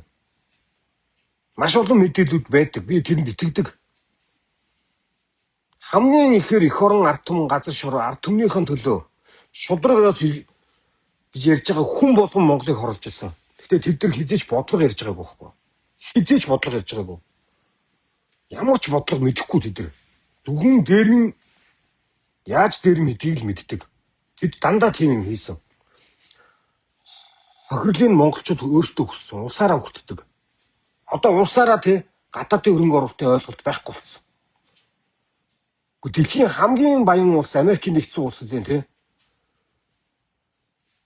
хамгийн жижигхэн хөрөнгө оруулагчийг хүртэл алгаа тусаад ухтдаг. Хамгийн томын ч ухтдаг. Бүгдэнд нь алгаа дэлгэдэг. Хөрөнгө оруулалтыг ингэж хөгүүлэн дэмжиж хайрласнаар тэр улсын эдийн засаг хүчрхэгжиж байдаг. Тэгсэн манайх одоо хуулагчингийн төлөж бүгд тэр гадаадын үзье ядгсан мөртөөсөө бүгд гадаадын хэрэгэлдэг. Гүн чи лог байгаа юм. Ямар холбоос байна. Энийг яаж ойлгох вэ? Энийг ямар ухаанаар ойлгох вэ? Тэгээ сайн бодтоо. За тэгвэл яг Украинд яг ийм хүмүүс бас байсан. Яг ийм хүмүүс биш үү те? Кыргызстанд байдаг, Казахстанд байдаг, Азербайджанд байдаг, Арменинд байдаг. Тэ? За тэр Тажикстаныг бол бүр яриад ч нэмэр байхгүй. Яг хойцол авах шиг бүр хаант засаглаж штэ тэр чинь. Удам дамждаг. Тэр сонгол Монгол нь зүгээр л үлгэр. Тийш чинь сонгол хийгээгүй штэ. Хаан засгал зүгээр л их мэдлээ шийдж үж байгаа хүүхдтэй үж байгаа шүү. Тийм л зүйл болж байгаа. Ийм ажил Оросд байдаг. Орос одоо шүү дээ байгалийн баялагаар бол асар том нөөцтэй, бүр асар том нөөцтэй. Ер нь бүх төрлийн нөөцөөр алтаараа, зэсээрээ, нүүрсээрээ, газрын хийгээрээ. За тэр дай хэлэх юм нь бол дэлхийн одоо энэ нефтийн газрын хий, ер нь нефтийн бүтээгдэхүүний 25% нь Орос дангаар хангаж ирсэн. Одоо энэ хар туглаг болон энэ хөнгөн цагааны бол 30% орчим хувийг хангаж ирсэн. Жисийн нөөцөн дээр бол одоо баг 7-8% дээр байсан. Алтны нөөцөн дээр асар өндөр хувь, алмазын дээр асар өндөр хувь эзэмшдэг. Одоо сүүлийн 25 жилийн хугацаанд асар их баялаг гарч байгаа энэ Саха, Якут, Чукотк гэдэг аимшигтай баян газар нутгууд байна. Тэмтийн бүх иргэд нь гуйлагч. Гадаад паспорт байхгүй бүх иргэд нь архичин.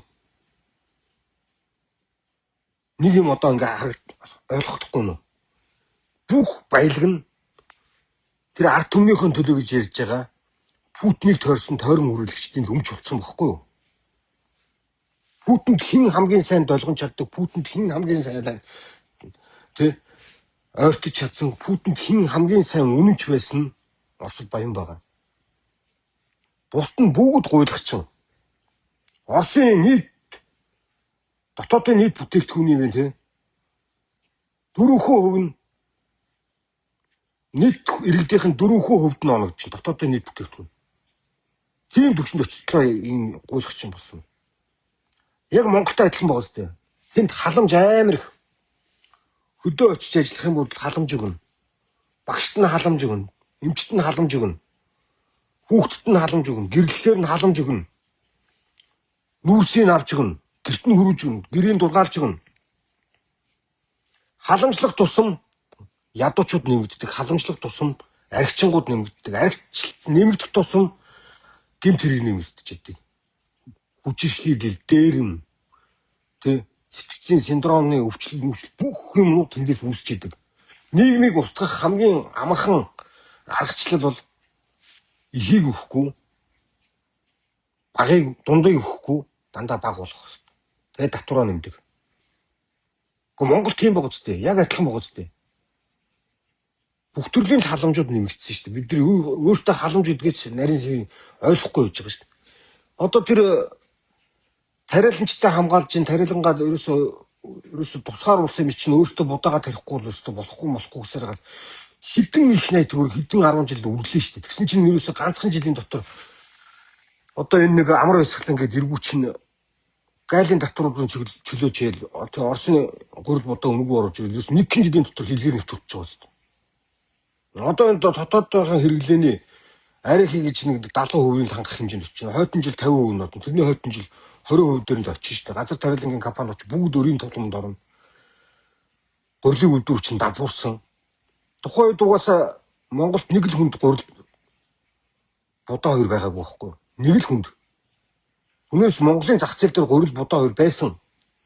Тэр нь Халтмаагийн Батулга талах чихэр гурилгүй болчихлоор Атраас биш энэ алтан тариагаас гурлаа авахгүй гэхтэл Оросоос өнгөө гурил авчихсан шүү дээ. Татваргүй гурил оруулж шүү дээ. Тэрийг нь ламар өсгөлээ хийсэн шүү дээ. Түүнээс ард түмнийхэн төлөө хийгээгүй шүү дээ. Одоо тэгээ Оросын татваргүй гурил орж ирээд Монголын чинь гурилын өмнө талхны чинь өмнө хэд дахин нэмсгцэн. Хямдраагүй гоцтой. Нэг чиглэлөөнийг байгуулахынхаа өмнө Монгол улсад биш үү те. Эрдэнэт өдөр шарын гол багнуурыг барьснаас илүү их хэмжээний мөнгө хөдөө аж ахуйд өгсөн бохгүй. Гэхдээ тэрний дараа болохоор юу болсон гэхээр малчид өрөөд төлж чадхаа байгаад гэсэн бохгүй. Хөдөө аж ахуй бүхэлдээ айгүй хүнд байдалд ороод архиталт мархиталт нэмэгдээд зогсоо зогоо архил дэлгүүрт угаас архил байгаа. Тэр нь ерөөсөй хязгааргүй. За айгүй хүнд байдал руу ороод ирэх цагт болохоор энэ малчид ерөөсөй малаа малж чадахгүй байна гэдэг ярианууд нийгэмд яригаж ирсэн. Энэ бол 60-аад оны дунд үеэс үүдэлтэй шүү дээ. Тэгээ нэгдлээ байгуулж эхэлж байгаа. Нэгдлээ байгуулахтай нийгэмчлээд бүх малын ингээд усад авч эхэлж байгаа байхгүй. Одоо сая яасан гэсэн чинь бараг 2 их найт төгрөг малчдад тараачлаа шүү дээ. 5-уулаа 6-уулаа нийлээд 10-уулаа нийлээд бишээ төслөө бичээд тий бизнесийн төслийг бичиж хагаад 500-аас 1 тэрбум төгрөгийн зээл авч байгаа. Гэхдээ төслөө бичиж чадахгүй малчдад бэлэн төслөө авчиж өчөж байгаа байхгүй. Шууд тэрийг үйлдвэрлэсэн бэлэн төслүүдийг тий өмнөөс нь баг гарын үсгийн зурж өгөх нь холгоо ингэж яагаад мөнгөний өгсөн. Тэр мөнгийг яаж нийлүүлсэн гэхээр зүгээр л Монгол банк хэвлэл өгсөн. Та малчин байна уу? Та малтай байна уу? Эсвэл таны ах トゥ хамаатан малтай байна уу? Малгүй байна уу? Эсвэл таны найз нөхөд малтай байна уу? Малгүй байна уу? Хамаагүй. Тэр зээлийн хүүгийн зүрэнд Монгол улсын төсөв дээр өнөөдөр 600 тэрбум төгрөг төлж шít одоо. Төлөөд өгсөн биш. Тэрийг та төлж байгаа. Амар өсгөл нь төлөхгүй. Энийг бүх монголчууд төлж байгаа. Яаж төлдөг үү гэхээр өглөө босоод гэрлээ асахтай төлнө. Усаа уцалгаад цайгаа чанахтай төлнө. Талхаа зүсээд талхаа эдэлтэй төлж байгаа. Хувцас өмсөхдөө тэр хувцас чинь тэр төлбөр нь шингэсэн байгаа. Гараад явахдаа бензиний ч үнэ шингэж байгаа. Ингээ барааны ч үнэ нэмэгдээд идэг. Бүх татвар хуваар өгдөг шүү дээ. Хуваар тооцдог те 10%, 11%, 20%. Ингээд энэ тэгээ хувь хүний орлогын албан татвар матвар ингээд аж ахуйн нэгжийн татвар хэрэглээтэй холбоотой бүх төрлийн татварууд энэ үйл хөдлөх газар бод юм уу те. Тэгээ автомашин жишээ ингээл бүх татваруудаа нийлүүлээд явхад иргэн дээр оногдож байгаа татвар чинь 37% гарсан байгаа. Сүүлийн 8 жилийн хугацаанд шүү. Аж ахуйн нэгж дээр очиж байгаа татварын хэмжээ чинь 46-аас 52% дээр очсон байна. Бүх төрлөөр явсаар хагаад. Гэхдээ бүх татварууд хуваар тооцдог учраас энэ зогсоо зайгүй зах зээлд нь шүү дээ. Өөрөө 7 ихний эдийн багтаамжтай зах зээлтэй мөнгөнийхэн багтаамж нь заяа. Тэр нь лөө 5 ихний төгрөг, 1 ихний төгрөг эдийн засгийн өсөлтөөс нь даваад нийлүүлэхээр мөнгө нь өнгөтчдөг. Тэгээд тэр их мөнгө бол худалдаа авалт болоод гадаадаас худалдаа авалт тэгээд одоо нөгөө малчт нь өөрөө төлж чадахгүй сууж байгаа. Зээлээ яаж төлөхөө мэдэхгүй байж байгаа. Аль хэдийн машин ч юм уу, арх ч юм уу нэг юм аваа хэрэгэлсэн. За нэг ачаатай нэг нь бол байр авсан. Хинж тэр махны үүдээр бараг бариаг байгаа. Одоо тэр сая эргэн төлөлт мүлтийн тэр их хурал дээр улсын их хурлын тэр их хурал дээр тэр төсөв хилцэж хахад хэвэн байгаа гэж худлаа ярьж илээ. Монгол банкны тайлан дээр сая төсвийн өмнө хилцдэг мөнгөний бодлого дээр төсөв оржлын өмнө хилцэхэд алдагдaltaй байна лээ. Ипотекийн зээл Монгол улсад хамгийн өндөр эргэн төлөлтөй зээлд ордог юм. Одоо эргэн төлөлтийн хэмжээ нь буураад байгаа. Хамгийн сайн төлдөг зээл чинь ипотекийн зээл гэдэг байхгүй. Хамгийн их бас цар хүрээ авцсан байгаа нь ипотекийн зээл. Гэтэл тэрний эргэн төлөлт муудсан байна. Энэ зээл болгоны ардалт халамж байсан бохоггүй. Яаж халамж байдгийг гэхэлэр арилжааны банк 15% зээл гаргадаг. Энэ төсөл 3% хүүтэй. Дунд нь үүсэж байгаа 12% хүүгийн зөрүүг улсын төсөв өгöd байгаа. Энэ төсөв дээр өгж байгаа мөнгийг татвар төлөгчнөр нь төлдгийг иргэн аж ахуй нэгжүүд улс төрч төлөөгүй. Ямар ч улс төрч төлдөггүй. Амар байсгалан төлөхгүй, оюун эрдэнэ төлөхгүй. Хулгайч Оросын боол, Алтбаагийн бутал бүр төлөхгүй. Энийг иргэд төлж байгаа. Тэднэртэй хайртай, тэднэрийгээ дэмждэг иргэд та төлж байгаа. Энэ эрүүл нийгмийг устгадаг зүйл. Тэгээ би лайв болгон дээр нэг хилдэг нэг үг өгдөг шүү дээ. Иргэнээ хатуу хахир болгоод татвар матураас гадна хуйлууд нь тэгсэн. Тэгсэн мөртлөөс эрх мэдлийг ингээд зогсолтгүй төвлөрүүлсэн. Бүх дарга дээрээс үлдэрдэлхтэй. Бүр хаа нэгэн газар ажиллаж байгаа эмчийн сувлагчийн цалинг улсын их хурал дээр эсвэл эрүүл мэндийн яамн дээр, сангийн яамн дээр хэн нэгэн эрх мэдэлтэн мэдж байгаа цагт эмч та хизээч үн цэнгүй байна. Багш та хизээч үн цэнгүй байна. Эрхэм аюулгүй байдлыг хамгаалдаг цагдаа та хизээч үн цэнгүй, хэнд ч хэрэггүй. Үн цэнгүй болгож байгаа байхгүй юу? Тэгвэл сая Америкийн нэгдсэн улс сая түүхэндээ хамгийн урт хугацааны шатдаун боллоо шүү дээ тэр government shutdown гэдэг. Энэ чинь болохоор төсөө баталж чадаагүйгээс болоод төрийн албаа хаагч нар нь цалингуу очиж байгаа байхгүй. Гэтэл сургууль соёл эмдэг зүгээр ажиллаад байгаа. Тэн дээр нөгөө нэг цалингийн ямар хүмүүсийн тухай яриадсныг одоо тэр мэдээллийн хэрэгслүүд тэр тэнгэр телевиз мэдээлэл нэлээд яриад лээ. За тэгээд Америкээс нөгөө мэдээ дамжуулдаг хүмүүсийн сонссон баг тий. Багш нарын цалин, эмч нарын цалин ярихдаггүй гоц. Энд чинь орон нутгийн шийддэг байхгүй да. Тий. Тэр Завхай аймагт, тэр Баян Хонгор аймагт, тэр Баян Үлгий, тэр Дорнодод Сүхбаатарт тэр аль нэг суманд ажиллаж байгаа эмчийн цалин орон нутгийнх нь хүмүүс нь өөрсдөө шийддэг юм. Тэгжээж багшаа таны, эмчээ таны, цагдаа таны үнцэн нэмэгддэг юм. Энд чинь хөдөлмөрийн зах зээл байдаг зүгээр л мэрэгжил واخгүй юу? Энэ мэрэгжлийг сонгосноор та маргааш энэ нийгэмдээ айх айцсгүй үр хүүхдээ ингээд мөр бүтэн, элэг бүтэн ингээд сайхан эрүүл ингээд сайхан баталгаад нийгмийн баталгаа чи хангагдчихэж та энэ мэрэгжлээрээ бахарх нь хөөе. Тэгэхээр ийм зүйлүүдийг бид нар эрүүл ухаанаар бодож хардаг, сэтгэдэг болоход энэ чухал юм аа тийм Монголд болж байгаа энэ процесс яг Украинд болсон юм. Тэгээд Украины энэ иргэний эрхчлөөдөөс хөрөлж байгаа байхгүй энэ бүх зүйлүүд. Тэг яга булган туяаг огцрох ёстой. Одоо наад чинь шорондоо явах ёстой гэж хэлээд байгаа гэхэлэр энэ үндсэн хууль зөрчсөн гэж яриад байгаа чинь шүү дээ. Тэг үндсэн хуулийг иргэн зөрчдөг юм аа. Үндсэн хууль чинь шүү дээ тий. Иргэнийг хамгаалах зөвлөсөн бохгүй. Үндсэн хуулийг зөрчдөг хүмүүс чинь ерөөсөө эрх мэдэлтнүүд байхгүй. Эрх мэдэлтэн иргэний эсрэг юм хийсэн бохгүй. Энэ заалт нь өөрөө эрүүгийн заалт байхгүй. Тэгэхээр булган туяа шоронд явах ёстой. Одоо тэр Солонгос санаж байгаа үстэй нөгөө хамгийн сүүлийн тэр ерөнхийлөгч чинь онцгой байдал зарлаад өнцөө хөд зөрчснөөсөө болоод тэр шүн өстө бужигсаар хагаад огцруулаад нөгөө онцгой байдлын ягаад туцлаад нөгөө ерөнхийлөгчөө тэр даруйд нь огцруулаад шоронд явуулсан шүү дээ. Яг ийм үзэгдэл Солонгос зөндөө болдог. Иргэний нөгөө эрх зүй орчин үндсэн хуулиараа баталгааж чадаад иргэний нийгэм нь нийгмийнхээ сув бүтцээрээ хамгаалагдаад ирэхлээр тэр нийгэм нь өөрөө тархлаад тавчдаг байхгүй. Тийм нийгэмд шүү дээ, эрх мэдэлтэй хин нэгэн авилгал авах боломжгүй болчихно. Авилгалын орон зай өөрөө хумигдаад идэг. Хин нэгэн эрх мэдэлтэн иргэний эсрэг ямар нэгэн хууль баталж болохоо байж идэг байхгүй. Тэгэхээр энэ зүйлүүдийг устгадаг даргын төлөө дарга зориулсан нийгэм бүтээдэг энэ суурь чинь Оросд байна. Оросыг дагсан Оросын хамааралтай бүх улсуудад байна. Яг тэр зүйлээс зугатаахыг хүссэн энэ асуудлаа өөрсдөө шийдэхийг хүссэн украинчуудад нөлөөсөөр байгаа сүулдэ ичхмүргүй шууд дайн хийж орлоо. Тэгээд дээрэс нь энэ дайн хийсэн цагаас хойш өнөөдрийг хүртэл өнөөдөр өглөө монголчуудыг ингээд сэрж яхад хүртэл Киевд өчнөө унлаа. Бүгд иргэнэ байгууламж, орон сууц, нэг ч цэргийн байгууллагыг устгаагүй. Өөр бусад хотууд руу сүүлийн 25-6 хоног устгах чинь. Энэ дайн ихснээс хойш хичнээн олон цэцэрлэг бөмбөгдөв.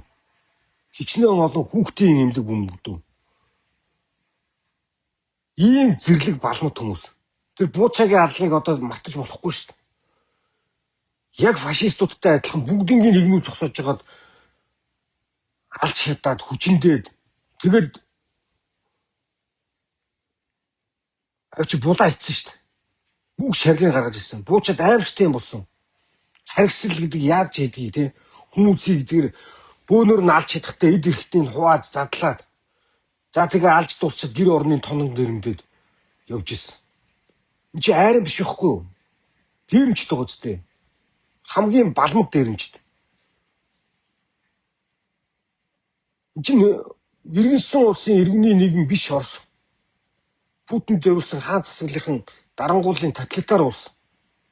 Тэр хааныхаа эсрэг дуурсан бүх хүн шоронд явж байгаа.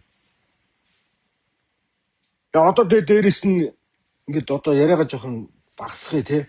Энэ Монголтой ягмар холбоотой юм бэ гэдгийг яриад байгаа учраас. Оросын эдийн засаг одоо эрс доройтож байгаа. Үнэхээр муудаж байгаа.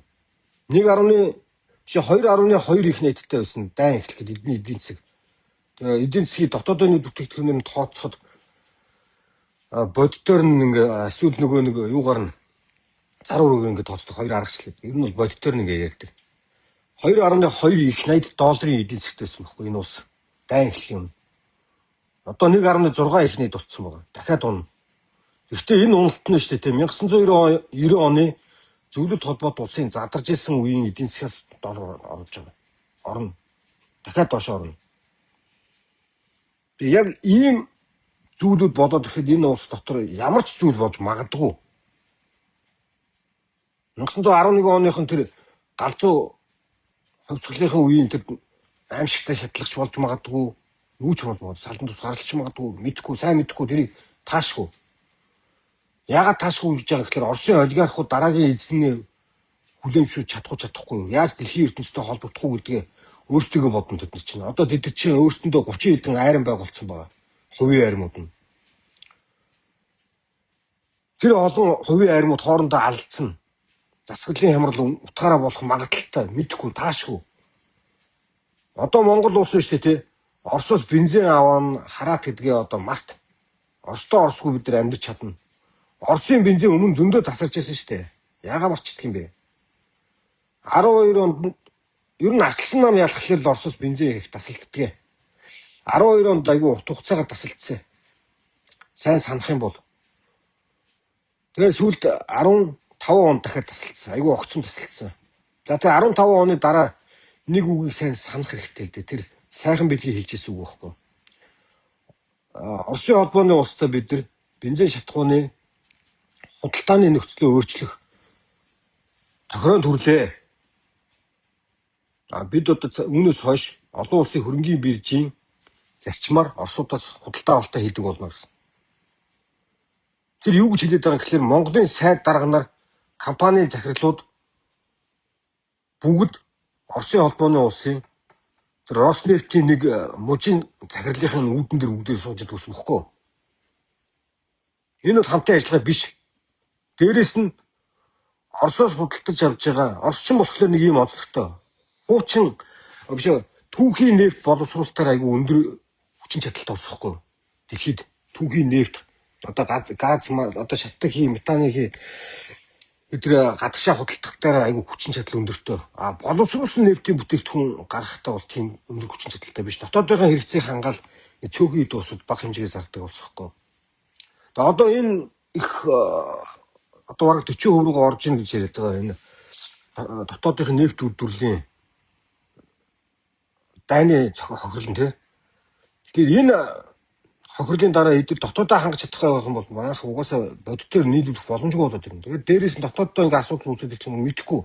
Тэгэхээр Орос сүрэх юм бол Монгол сүрж болохгүй. Бид нар асуудлаа шийдэж чадчихсан биднэрт гарч байгаа. Нөгөө хараагаад өгдөг нэлбэгдэрж сайхан бэл гэдэг чинь нэг гарч ирсэн бохгүй тухай. Тэр нь юу юм гэхээр Монгол улс Орос хятадтай адилхан дэлхий дээр бүгд нэг коннектой байхгүй. Нэгдсэн үндэсний байгууллага дээр.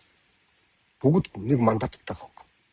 Аюулгүй зөвлөлийн 5 улс гэж байдаг бол тэрнээс бас хөндлөнгийн хэд хэдэн улсууд ингэ тойроор дагаж явдаг. Монгол улсаас тэрэнд ордог. Бид нар тусгаар улс чинь ийм мөнгө цэнтэй. Тэгэхээр бид нартэй шүү дээ тий. Энүүгээрээ дамжаад далаад гарцгүй улсуудын байгууллага нэгдсэн үндэсний байгууллагын дэргэд бий болгож чадж ирсэн. Тэгээ дээрэс нь далаад гарцгүй улсуудад дамжаад нефтийн бүтээгдэхүүний хангалт нийлүүлэлтийн асуудлыг олон улс шийдвүүлж чадсан. Энийг нөгөө элбэг дэвчсэн санаачлаад бий болгож ирсэн шүү дээ нэгдсэн үндэсний байгууллагаар чинь дамжаад. Тийм ээ? Энүүгээрээ дамжаад бид нар Арабын тэр монопол нефт үйлдвэрлэгч гэдэг юм аль нэг хэдэн гэрээ хэлцээр хийж болно. Хараагаад байдаг тэр Америктэй ч хийж болно. Гэхдээ эндээс нэг юм ойлгох хэрэгтэй.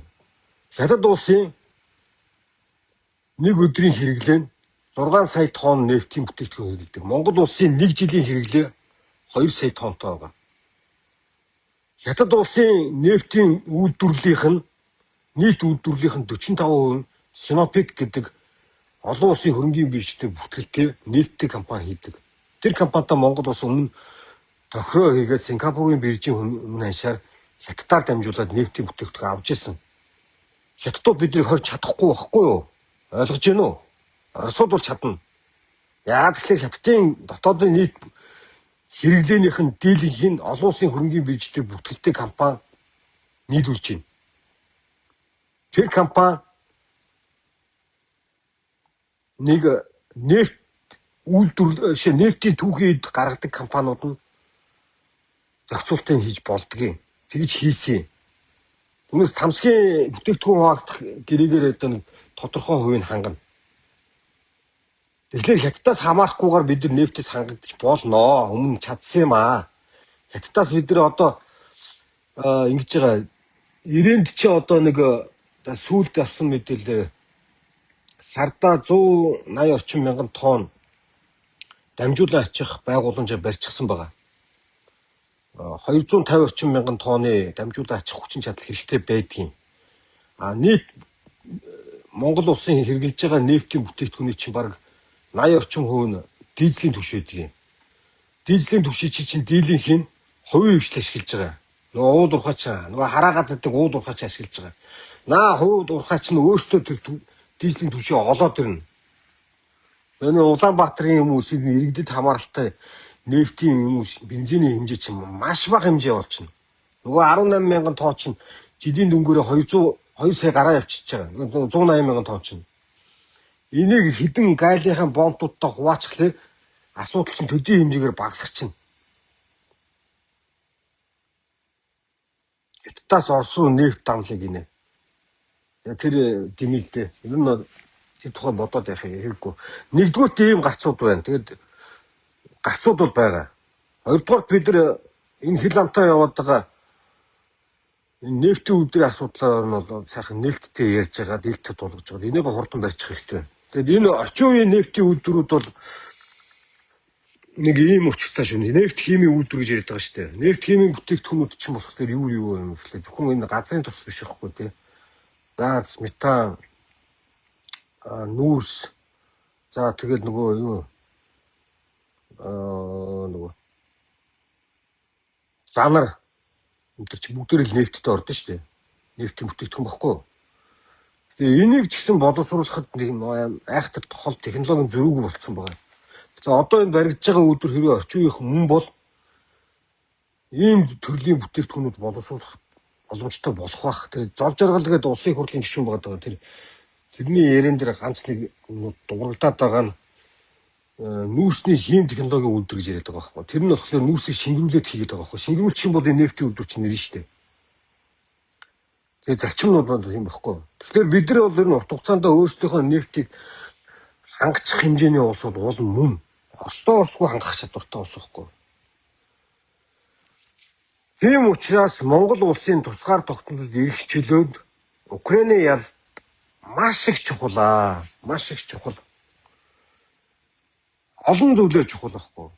Зөвхөн Украинд иргэний бус аимшигын аллаг хадлаг болж байгаагаас үл хамааран тэр дэм биднээс хол гэдгээсээ үл хамааран шууд хамаарлан Монгол улсын тусгаар тогтнолтой хамааралтай. Оросын Монголд нөлөөлдөг нөлөөл буурах хэмжээгээр Халтмаагийн Батулга түүний ноход тий энэ чинь нөгөө нохоо Монгол нохоо гэдэг нэг Бямсурангой худлаа хэлсэн шүү дээ. Энэ чинь Орос нохоо аахгүй. Тэр туваач тэр төвдч биш Орос нохоо. Тэр уурах тархийг хэлээд байгаа шүү. Яс үдсээр нь дамжлаад байгаа биш. Тэр хүний сэтгэл зүрх нь Оросын төлөө байдаг учраас гэж хэлээд байгаа. За тэр Монгол тэр ноход гэдэг байгаа юм дотор чинь маш олон хүмүүс шүү дээ. Арчсан нам зөндөө байна, ардын намаар дүүрэн байна. За тэр босток хөгтөг энэ тэр 9 хэвтэй 9 шидийн юмуд байна тий. Энд Оросын эрчим сайд ирсэн шүү гэж боддог гоц. Үндэсний үзэлтэн бол Оросч дургу, Хятадч дургу, Америкч дургу, тэр Хиндугач дургу бүх юмнаас илүү нь Монгол гэдэг хүнийг үндэсний үзэлтэн гэдгийг хөөе. Тэр чинь Оросын үндэсний үзэлтэн байгаа зү. Оросын үндэсний үзэлтэн байгаа зү. Монголын үндэсний үзэлтэн биш. Ийм нөхдүүд Монголыг хэдэн 10 төрлийн шугамаар будаа болгосон. Зохион байгуулалтаа маш өндөр нарийн зохион байгуулалттайгаа. Энийн үндсэн дээр бол одоо Монголд одоо 1990 оноос өмнөхтэй адилхан Homo Soviet хүн сүргийг үйлдвэрлэсэн байна эдгээр. Утгаар нь үйлдвэрлэсэн байна. Манкурт Пол гэж нэрлэж байгаа шүү дээ. Нөгөө санах, бодох, оюун ухааны хоосролд очдог тий. Харьцуулж бодох модох. За тэдэн жилийн өмнө тийм юм болсон. Энэ нөхөр чинь нэг тийм юм хийж ийсэн. Одоо жишээ нь Зандан шатрын өргөн байжсэн хуулиудыг Хомос хөдөхөд мэдэхгүй шүү дээ. Мартцсан. Тухайн үед ч ойлгоогүй гэж магадгүй. Халтмаагийн бодлогын хийж байгаа энэ бузруудыг ойлгохгүй шүү дээ. Ойлгоогүй. Удахгүй ойлгоно. Одоо оюун эрднийг огцрохлоор юу өөрчлөгдөнгөө яриац. Одоо юу өөрчлөгдөж байгааг харж байгаа үстэй. Энд дэхтэй уул нь өшөө цаашаа явах хэрэгтэй байсан. Тэгээд жоохон саарах тийш ороод. Гэхдээ энийг сааруулж болохгүй. Цаашаа явах хэрэгтэй. Яг нь сайн зүйл нь юу болсон гэхээр арчсан нам өмнөд зүуд дээр очлоо. Арчсан нам үзэл санаан дээр очлоо. Одоо цаашдаа арчсан нам Монголд эрүүл улс төрийн хийж эхлэх юм байна. Энэ их сайн давуу тал гэж харагдаж байгаа. Тэгээ удахгүй Монголд хувь дайны бохир улс төрөөс холдох бах. Энэ зам руу явчлаа. Тэгээ Оросын сүүлийн дараа Монголд ийм сайн зүйлүүд ирэх юм аа. Ийм сайн зүйлүүд ирэх юм бол бид нар Оросоос ч биш, Хятадаас ч биш, хэн нэгнээс, дэлхийн хэн нэгнээс биш хамааралгүйгээр Монгол улсынхаа тусгаар тогтнол аюулгүй байдлаа өөрсдөө соёл төхөн төрлөختөө нийлээд босгож ирж чадна. Тэр цагт даргад зориулсан биш, иргэндээ зориулсан нийгэм бий болно. Иргэнээ дарамтлагдаг, иргэнээ хягдаг биш Монгол улсад эрх мэдлтнүүдийн авилгал хулгай дээрэм оршин тогтнох боломжгүй тийм улс болох хэрэгтэй байхгүй. Тэгээ ийм цаг руу явж байгаа. Ийм цаг руу явах хэрэгтэй. Тийм учраас Оросын ялагдал, Украины ялалт ийм чухал зүйл. Асар чухал зүйл. Тийм болохоор Украины эрхчлөөг дэмжижсэн. Тийм болохоор Украины эрхчлөөг дэмждэг маш олон монголчууд байдгийн. Тэр хэмжээгээр Монголд эрүүл саруул сэтгэгч нар, эрүүл саруул боддог хүмүүс асар их байна.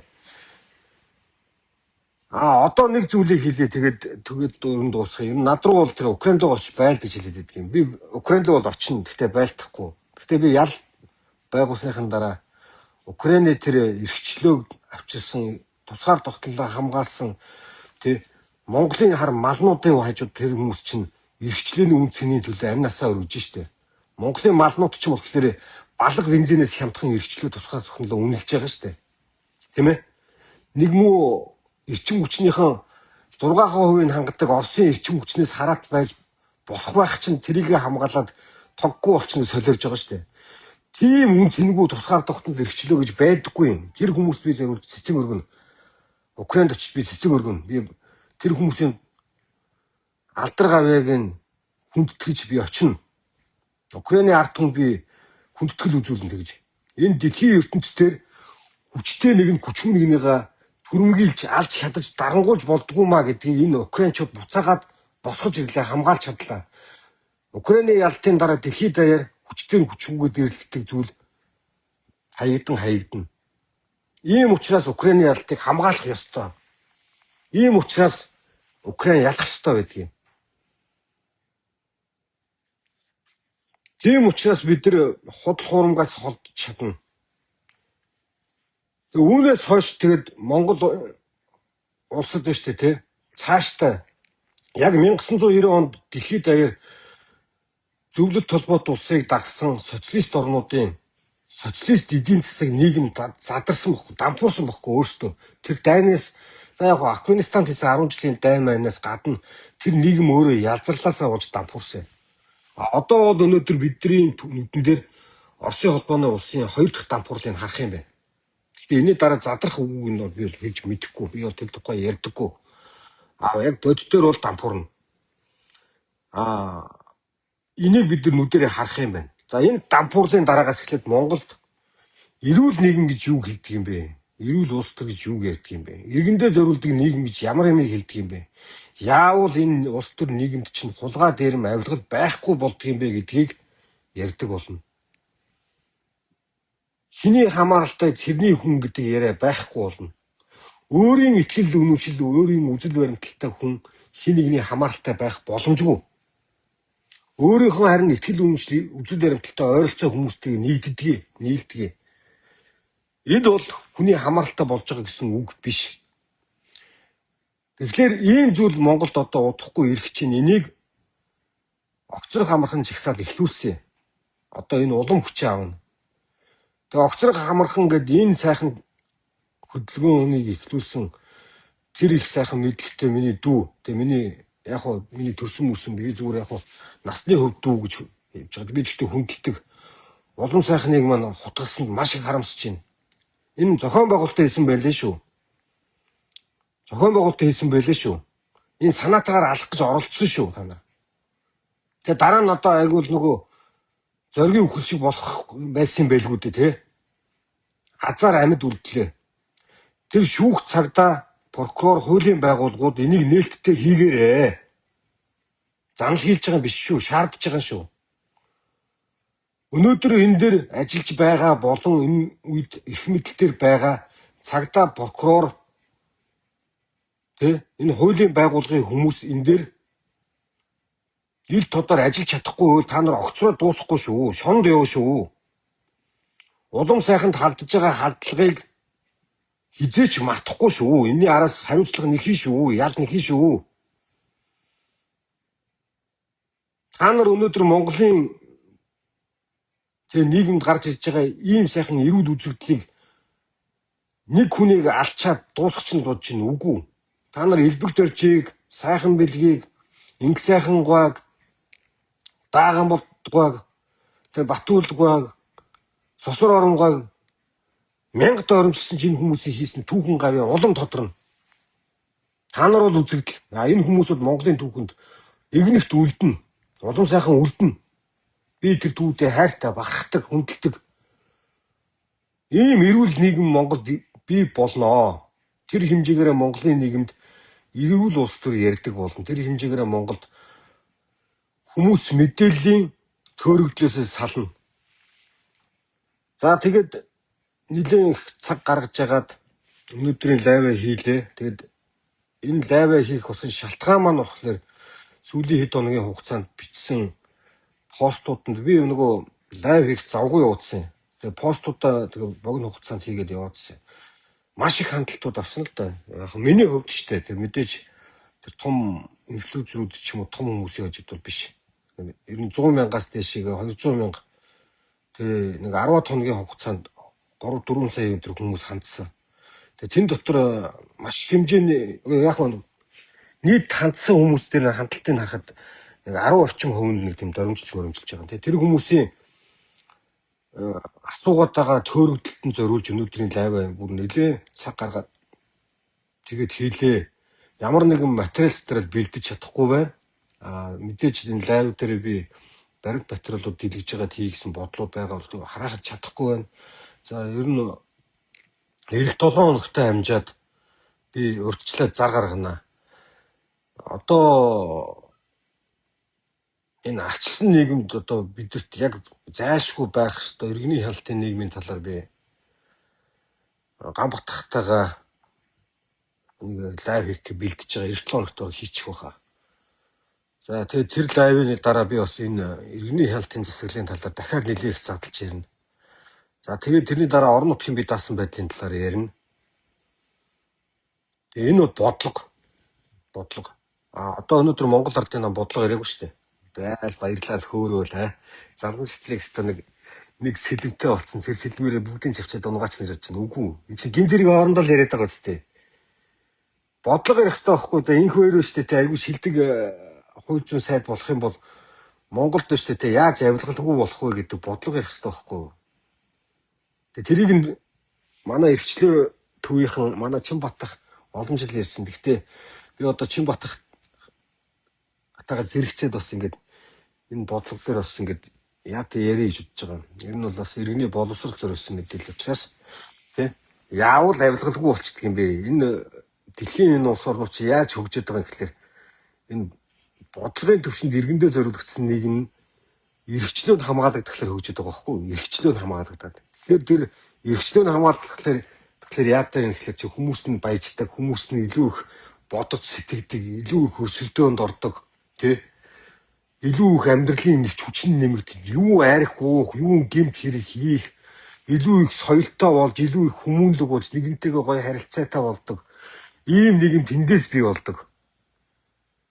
Тэгэхээр энэ нийгэм яаж бий болдог талаар нэрээ. Яавал багш нарын чинь үнц нь, яавал эмч нарын чинь үнц нь, яавал бид нар цагдаагаа хүндэлдэг болно. Яавал цагдаа нар бидэрт илүү их иргэндээ аюулгүй хамгаалалттай болдог талаар одоо ярих юм хэрэгтэй л дээ. Тэгээ тийм юмнуудыг яри. Яг энэ ардын намхан бол ярихгүй. Тэгээд одоо өнөөдөр болж байгаа ардын намын гэж нам бишээ чинь дээрэмчдийн бүлгийн тий Монгол ардын нам гэдэг Монгол улсын эсрэг байгуулагдсан Монгол улсыг тонн дээрэмдэх зорилготой дээрэмчдийн бүлгийн 1200 дээрэмчдийн бүлэг дээрэмчдийн хайсангийн эзэн тодруулах их хурдан болж байгаа юм байна.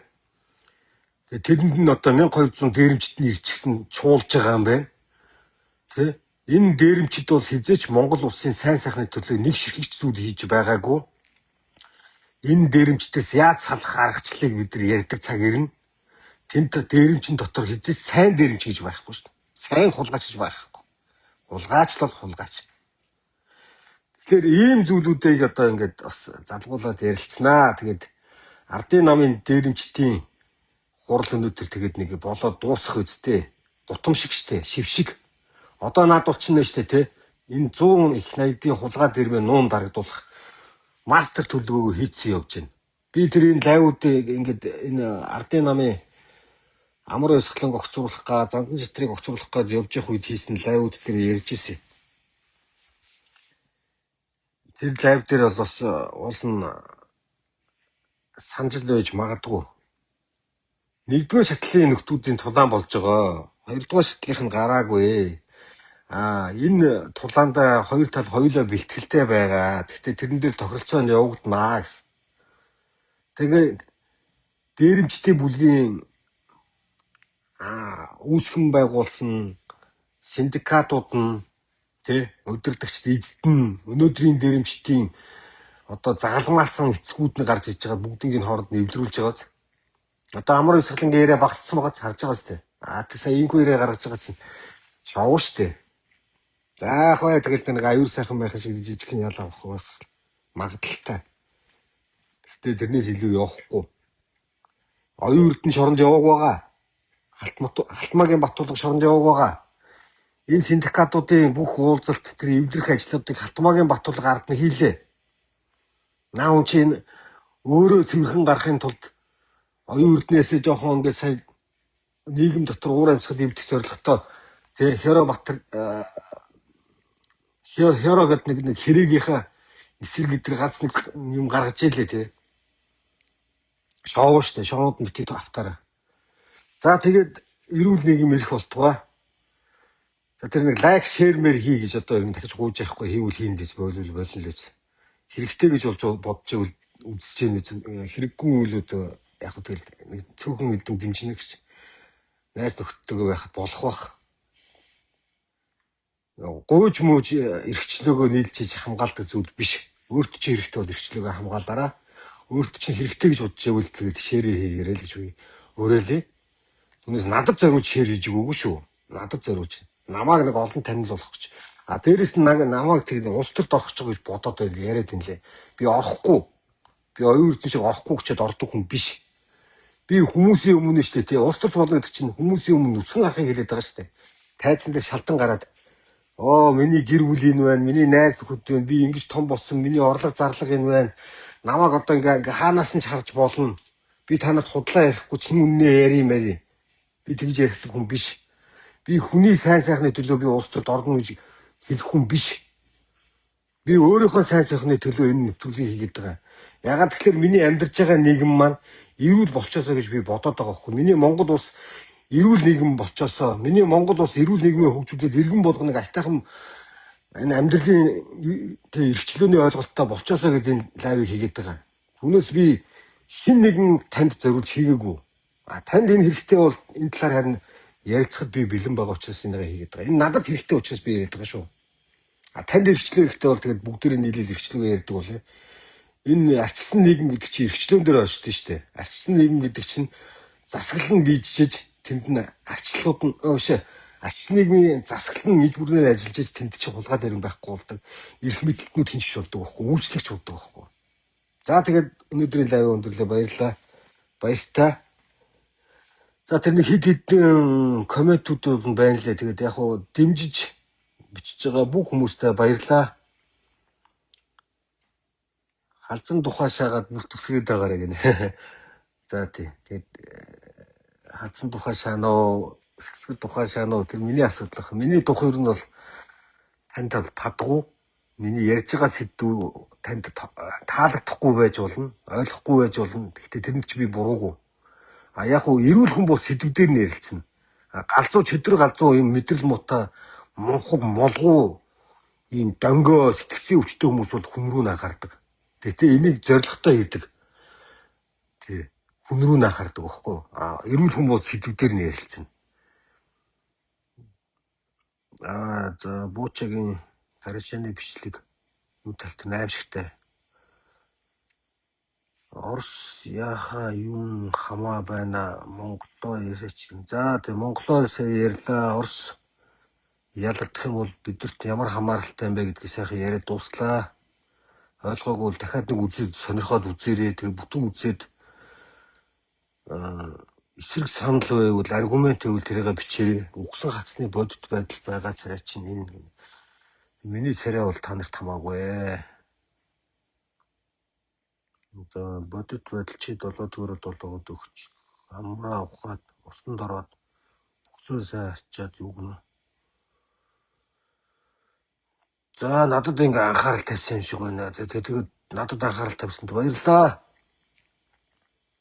Энэ хаана явсан цэцэн ухаантан бэ гинэ. Тэгээ яг байгаа. Би өөрөөхөө байсан. За бити хуцаад бай. Бүкс толгоч. Энэ намайг өнгөлж чид байгаа юм шүү дээ. Энэ гис юм байна. Бодит байдал гинэ. Нэрийн ус, нүрийн ус нөхөр. Хамраа ухаад усанд ороод бүксээ сайн арчаад чулуугаар биш шүү. Тэгээд Орсыг муулчхаа. Хойш хөршөө салаад газраа ачаад нүгэд явж чадахгүй нөгөө газар мазар ачиж шаардлагагүй. Тийм тэнийг юм таны толгойд байж байгаа юм. Миний толгойд байхгүй. Тэгээ хөрш ус байлаа гэдэгтлээ тэрнээс айж юм уу хараад амьдарч болдоггүй. Тийм. Ер нь бол нэг юмыг ойлго. Бид нар дэлхийн бүх улстай л хөрш шүү дээ. Бүх улстай л харьцаж байгаа.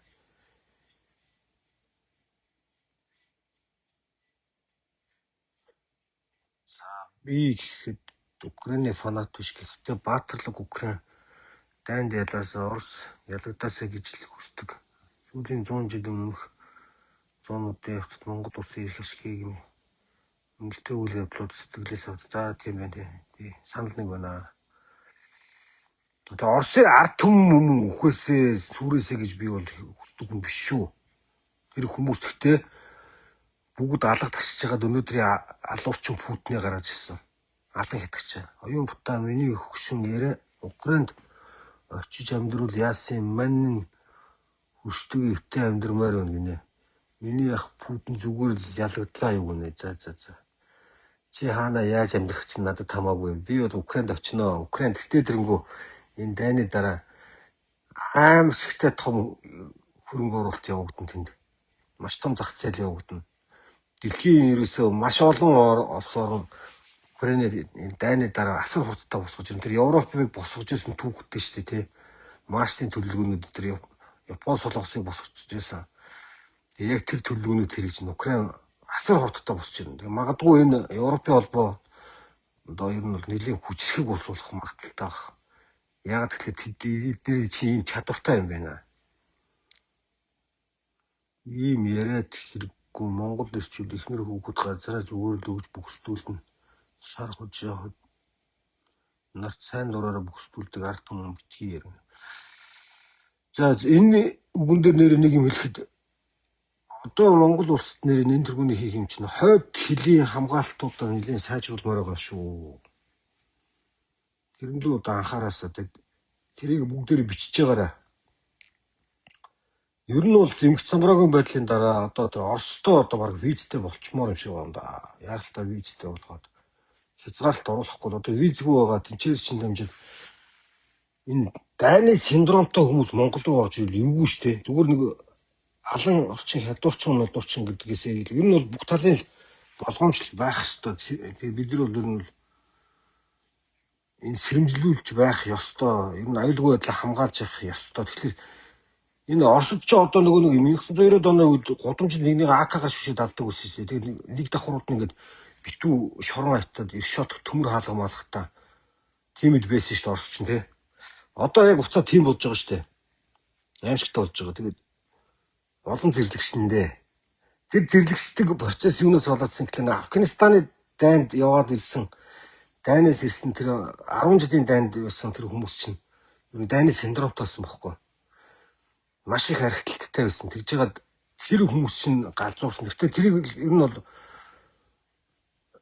яаж тийм болгосон бэ гэдэг технологи нь гасан ном байлээ.